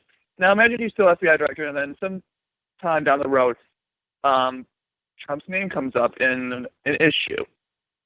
Now, how would that look? How would it look if Comey were to announce that Trump is not under investigation, and then later on say, new evidence has shown that the president might have done so, and we are investigating this matter. I mean, just look at it optically. I mean, again, it's this contrast between the Trump-Russia investigation and the Clinton email investigation. Just look at Comey's conduct here. Well, no, I mean, I would say I get what you're saying, but I kind of don't, because it would have been just that simple, because he could have said at this time, while the Russia investigation is ongoing, the president is not a part of this investigation at this time. We will notify you if that changes. That would have been enough to put the media firestorm to bed, but he chose not to do it, and it would have also covered him if something changed. Again, it's that whole legalistic perspective where we parsed words about one segment ago, where you were like, well, he wasn't actually the one that released it to the press. So when they specifically asked him if he had leaked information to the press, and he said no, technically that's not a lie. He could have used the same legalistic twisting of words that he apparently likes to do, to give the American public enough to not actively undermine a sitting president, because that's what he did. Because he knew that he, as a part of the administration, was not currently a central figure in the investigation, and he told Congress as much, and he told the president as much, but he wouldn't confirm it with the American people. And I have a problem with that, because the one thing, when we keep talking about these contrasts, that has been a central figure in Comey's behavior is that he has been playing politics. Because it goes back to something else that he said today that apparently was a troubling portion of the conversation for him between Donald Trump and himself, was when Donald Trump had asked him about loyalty. And Comey said it made him feel uncomfortable. My problem... And I think that was an inappropriate question, Rick. I think it absolutely was. No, it wasn't. Hang on. I think Trump absolutely acted inappropriately. Okay, so hang on. Back up. I agree. I agree that the FBI shouldn't act like J. Edgar Hoover, but at the same time, the FBI should be holding everyone equally accountable. Okay, but you're missing the point of what Trump was asking, and I think you're also missing the context, because let's not forget when hang on, look, you're a guest. If you're going to talk over me on my own show, I have a mute button, so bear with me for just a second, and then I'll let you talk, I promise.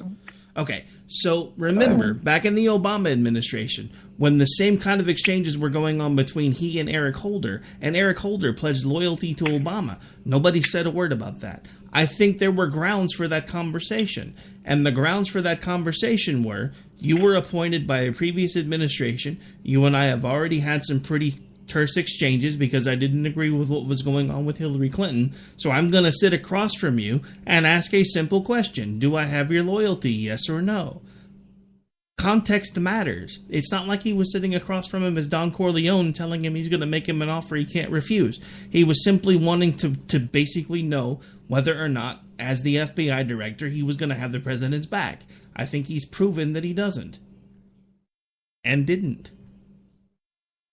I think. Well, I don't think we know the entire context. I think I wish Comey. And to be fair, I do wish Comey did give us the entire context. Because, look, I mean, Comey is not trying to be like J. Edgar Hoover, and again, I do believe in the FBI holding both sides equally accountable. Here's the thing, though, regarding the contrast in terms of conduct during an investigation. Even if Comey were to say, at this time, the president is not under investigation, and then sometime down the road say, we found such and such, and this matter is going on, you're creating a saga in which the FBI needs to separate itself from the press as much as possible and be able to do their work without much of a media frenzy.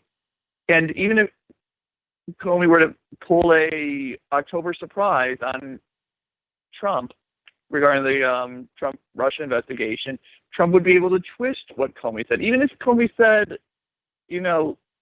light years before, at this time, doesn't matter. Trump is a master at twisting and denying, even when there's hardcore evidence. If this was a normal administration, I would agree with you, Rick, but here, this administration is anything but normal when it comes to denying and rhetoric. Look, I think both sides are behaved inappropriately. Yeah, but I think you're just letting your personal distaste for Trump color your narrative here, because look, I don't like the guy. It's not a personal distaste. I also don't have much respect for Comey. Actually, in fact, after the Clinton investigation, I lost all respect for Comey. But I'm just trying to get into the president's mentality here about denying, and understand why Comey wouldn't take the risk and announce to the American people that Trump isn't under investigation. But why? I mean, imagine it. What if Obama did such a thing? Let's switch the party. That doesn't make any sense, Jackson. I mean, come on, be real with me for a second. Why? Because why? Because he's not under investigation, and he hasn't been under investigation. That was information the American public needed to know, because the press was running around with it like a bunch of rabid dogs, saying that he was, and that he was lying about not being under investigation, when it just came out today that he wasn't. So now it makes it everything that... But what if Trump did come to be under investigation? Look, how would that look on Comey? Who cares? Comey got fired. By the time that would have come out, Comey wouldn't have even been here anyway. Comey already knew he was on the way out the door. It's why he started making notes about Trump. Come on. I mean, look, you're comparing apples and oranges at this point. The simple fact of the matter is, one of the biggest... Not apples and oranges. You're talking about optics here. Optics... Look, hang on. Investigation. Okay. Optics be damned. We're talking about the truth. I don't give a damn about optics. The President of the United States was not under investigation, and the FBI director sat on it for political reasons, period, end of discussion. That's why he did it. That's the same reason... So show me where the FBI is required to make such an announcement that the President is not under investigation. Why was required to. Why would they not? What obligation did he have? But you're not, and no, don't hang on. Don't answer my question with a question. You still haven't answered my initial question that I've asked 5 questions ago. Why would he not tell the press and tell the American people, especially when the press got a hold of it like a rabid dog, that the president was not under investigation? Not only did he not tell him that, he denied it publicly until today. That's my problem. Wait, denied it? I mean, he publicly announced it today. Where is the denial? It's come out several different times, according to the press, that when Trump was saying that Comey's told me that I'm not under investigation, the press has twisted it multiple times because Comey wouldn't come out and say anything, and they've basically said that Comey has told them in private one-on-one conversations that he never told the president that he wasn't under investigation. So that's my point. Well, the press is going to twist anything, Rick. It doesn't. Even if Comey said that at this time, Trump's not under investigation. Okay, the press is still going to twist matters. I mean, like, would Comey have had to come out every single time the press twisted matters? I mean, this press is actually an enemy of Trump. I actually agree, and there is no objectivity in holding both sides equally accountable. I will give you points there. So you agree that the press is an enemy of the press, but you don't agree with a sitting FBI director actually coming to the president's defense when the press attacks him. I don't understand your logic, but we'll be right back. I just don't understand the need for Comey to have come out. I just don't get it.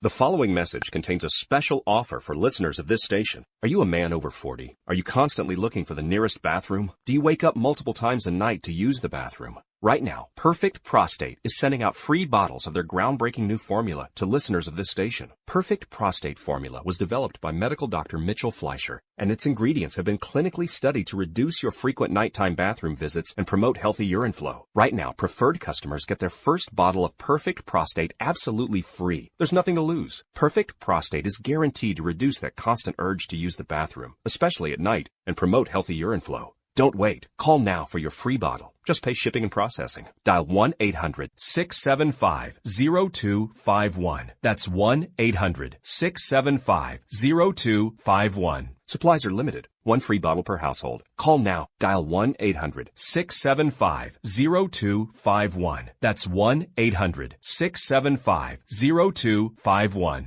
Tired of paying outrageous prices for Viagra? Well, we have great news for you. Now you can finally get Viagra at huge discounts. Healthy Man allows you to save up to $500 on Viagra. Why pay U.S. pharmacy prices of $15 per pill or more when you can get Viagra for less than $3 a pill? Call today and get 40 Viagra pills for only $99. This can cost as much as $600 at your local pharmacy. You can't afford not to call us. If you want Viagra at the lowest prices, never pay $15 a pill pharmacy prices again. Get Viagra for less than $3 a pill. Call 1-800-516-7602 today and save up to $500 and get 40 pills for just $99. Healthy Man is fast, easy, and affordable. Operators are waiting at 1-800-516-7602 to take your call right now. Call 1-800-516-7602. That's 1-800-516-7602. Again, 1-800-516-7602.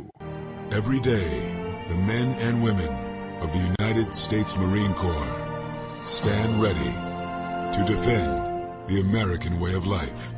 The few, the proud, the Marines. Hey folks, I want to introduce you to a friend of mine, Dr. Richard Harden. We are on the same mission, which is waking up America. We just have different paths. So stay tuned for some information on how you can keep up with Richard and all his work. Visit Richard's website at raharden.com. That's the World Wide Web at RAHARDIN.com. At his website, you can see a summary of the 6 books he has written, where purchases may be made. He also has a link to 18 videos on YouTube and several blogs about Christian beliefs. If you prefer, visit Amazon.com/Kindle and type in Richard Harden to see and purchase his books.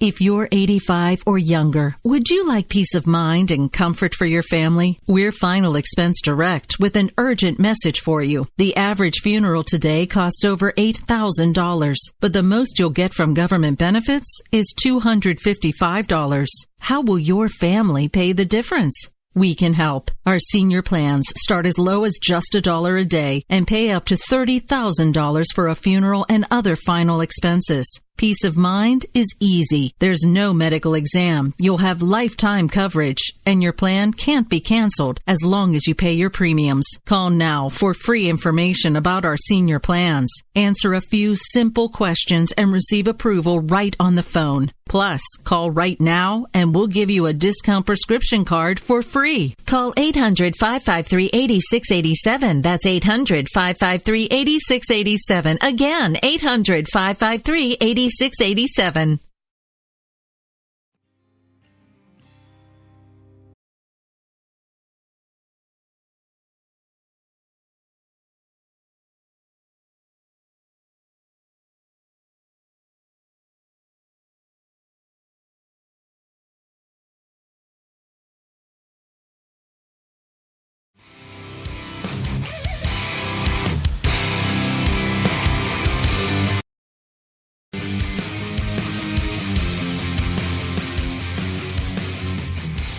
Alright folks, welcome back. Well, we are in officially the second half of the show at this point, so we're going to continue rolling right along here.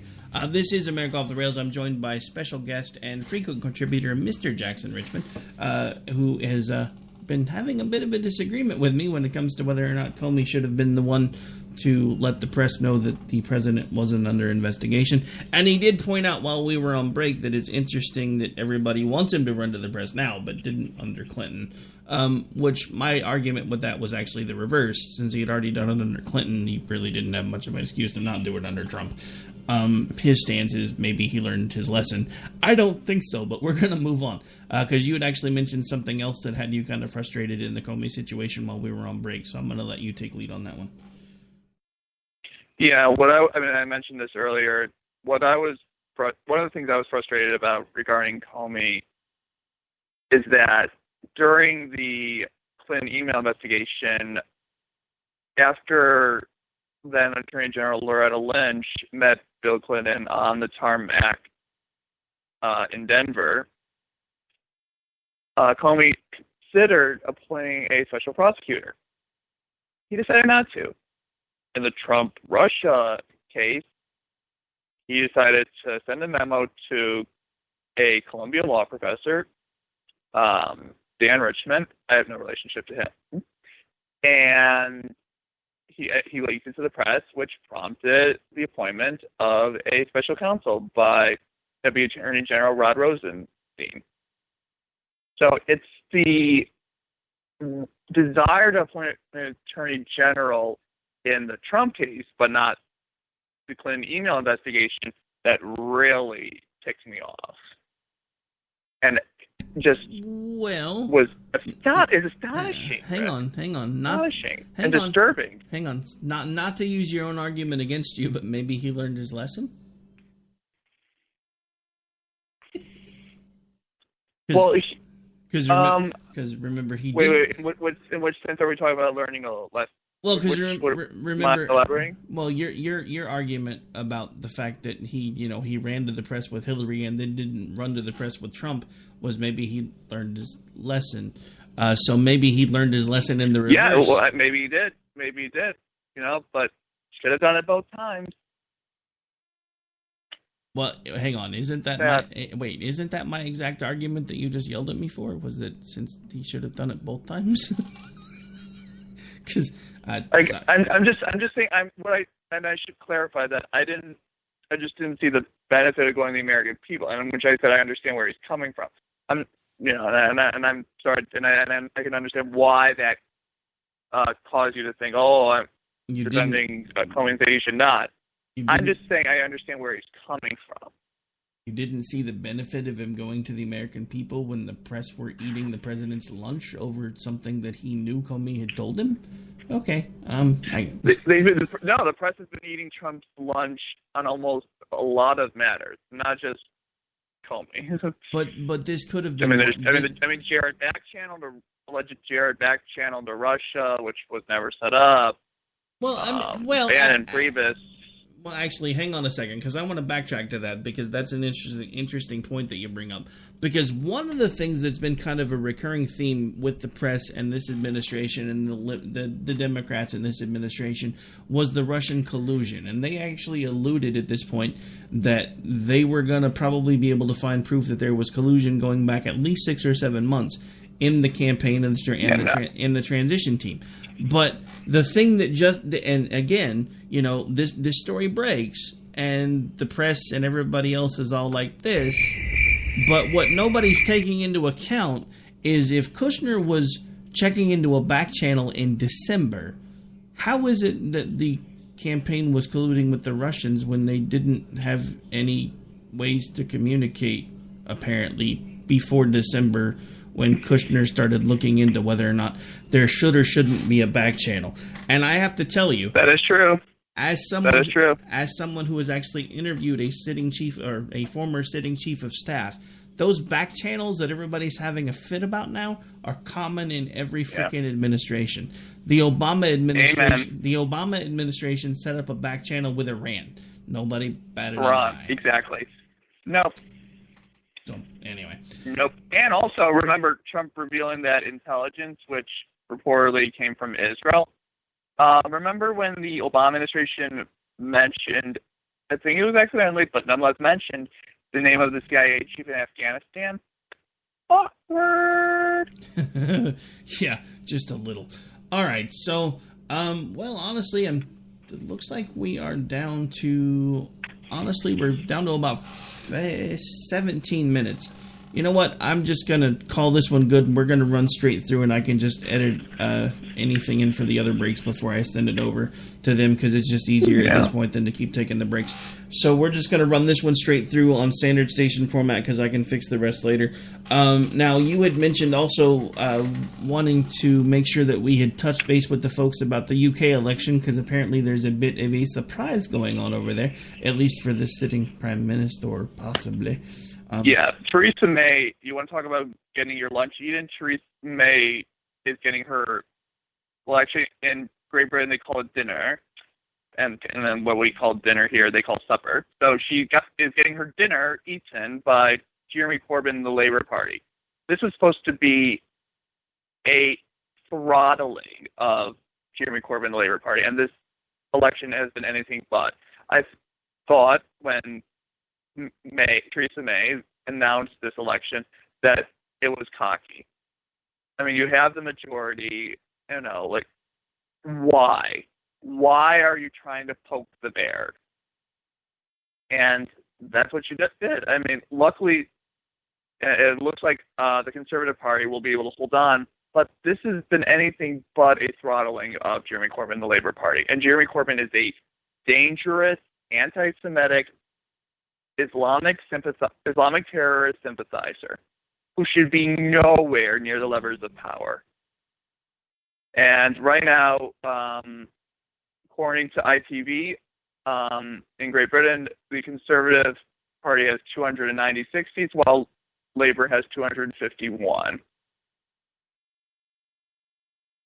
All right. So it kind of feels like 2016, but it's in Great Britain.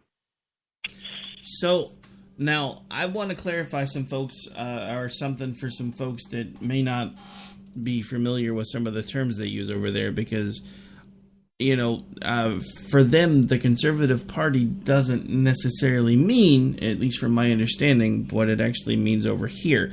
So from my understanding, the closest equivalent to a political party the Conservatives would have over there is the Labour Party, which seems kind of backwards for us. But, so, I don't know. They're like the Bernie Bros. Oh, but anyway, Jen and I were talking about that in the last hour off the break. It doesn't really surprise me that Great Britain's political parties seem to be kind of backwards because they drive on the wrong side of the road. But I'm an American, so what do I know? Oh, shots fired! Bloody hell! Oh, all right. So what else going on with you? I know you've just graduated from college. I know you are still contributing. Where all are you writing at right now, and where all can folks find the work that you're putting out? Because it's no fun to plug you or not to plug you while you're here. Yeah, no, I mean I'm writing all over the place. Even last month, published a piece in the Washington Examiner.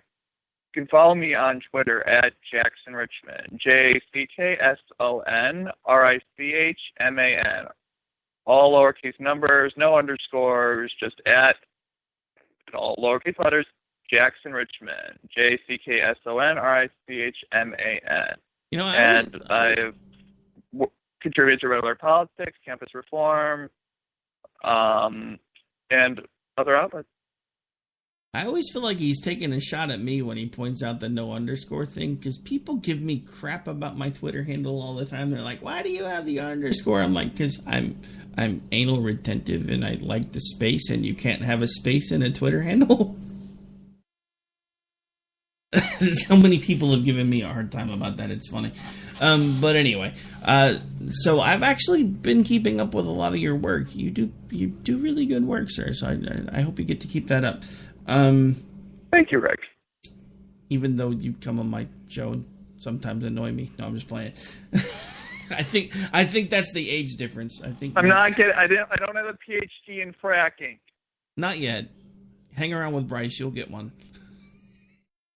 And I only said that because I know he's listening, because he'd already messaged me like twice. So yes, Bryce, we're still talking about you and your PhD in fracking.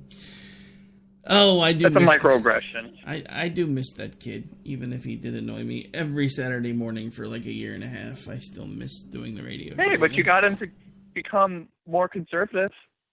Well, I did, But he hasn't done the show now in like 6 or 7 months. I'm sure all the work that I had done has been destroyed. It's funny that you mentioned that, though, because there is a local guy here, Todd Tucker, who does a show on KOKC Radio, and he actually has a liberal that usually sits with him in the booth with his producer, and it's kind of funny because they actually have been doing best of shows for him lately, so he played one of the very first shows within the first couple of weeks of him being there the other day, and it was just interesting to listen to the differences. I honestly think if people will put their biases aside, because that's the biggest problem that we have going on in this country right now, we'll realize that we actually can get along and put a lot of our differences aside, because even he admitted that, and this guy is, they lovingly call him Frosty the Snowflake on the show. It's funny because it was a nickname that Todd gave him, and it just stuck, and he was the only one that would call him that for like forever. And then the producer, Mac, would unmute his mic and be like, well, I want to talk to you for a second, but I'm going to use your real name because I don't want to call you Frosty because that's just mean. And he's like, no, dude, it's okay. I'm used to it now. It's kind of become my name around here. So it's just been a nickname that's always stuck, but it's ever since then. And it's funny because everybody recognizes him now as Frosty the Snowflake if they do like a public appearance or something, because they were talking about that too.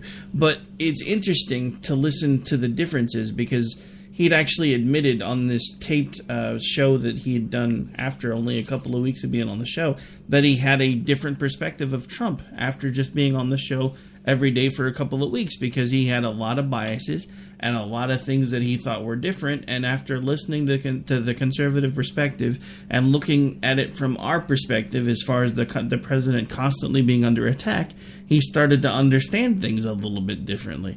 And he's still liberal, and I mean, that's just like Bryce. He's still liberal.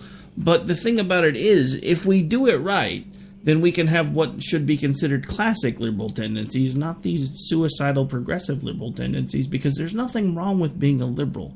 There is something wrong with being the new definition of liberal, which is you want the government to pay for everything for you and take care of you from the moment you're born till the moment you die, and you want them to give you a stipend and a house and a car, because that's what all these people are pushing for. And that doesn't do anything, because if you don't have to push or strive to become anything or do anything, then eventually you're just going to die. And that's human nature, and we know it. Yeah, I mean, today's liberals aren't liberal, rather leftist. And to add on to what you said regarding coming to the table, I think today's Americans don't know how to have a conversation. I think that these days, everyone, especially the media and our leaders, need to start acting like adults. You know, we need to be thinking and analyzing less emotionally and more critically. We need to talk with, not at, each other. But Jackson, adulting is hard. You should know this. You just got out of college. I didn't get a PhD in fracking. All right. Well, actually, we are down to just about 2 or 3 minutes. Any last words before we get out of here? I think today was quite an interesting and revealing day. First with the Comey testimony, and now the election on the other side of the pond. Well, what I find interesting about the Comey Day scenario is the fact that everybody still seems to have such a different perspective. I see all of these same people that have listened to the same testimony that I've listened to, and depending on their slant, they have a completely different take on it. They are convinced after this testimony that Comey proved that Trump obstructed justice, and I don't see any obstruction. I agree with you. I don't see any obstruction either. I mean, there may or may not have been an exchange that maybe shouldn't have happened, and that's actually something else that I've seen, which actually is kind of funny from my perspective, because we've literally seen people talking about the fact, well, the president and the director of the FBI shouldn't be having any alone meetings and should not be meeting privately, because that's not heard of. But these are the same people that were freaking out because Vice President Pence didn't want to have any late night dinner meetings with anybody other than his wife, which seems kind of odd to me. But anyway, what do I know? Yeah, look, nothing illegal, but unsettling on both sides. And on that note, folks, we are officially out of time. Now, I want to remind you, tomorrow night, Friday night, we are not doing America Off the Rails. We haven't done one on Fridays in a while, unless there's something that comes up with my co-host, which happens from time to time. But we do have Robinson and Wright coming up tomorrow night, Friday night, at 11 p.m. Eastern, and we have a very special guest on Robinson and Wright tomorrow night, so make sure you tune in for that right here on KLRNradio.com. We'll be live with Politabunny. That's right, Miss Sam Janney, formerly podcast host, currently Twitchy editor, and actually returning as a radio host right here on KLRNradio.com starting June 28th at 7 p.m. Eastern. We're going to kind of do a little bit of a pre-show interview, have some fun, talk, chat, hang out, and of course, I'm sure she'll bring the chainsaw. So you guys make sure you tune in for that. On that note, folks, we are out of here for the night. I want to thank again my special guest, Mr. Jackson Richmond, for joining me for the hour, and we will be back with you before we know it. Until I see you, take care, God bless, be safe.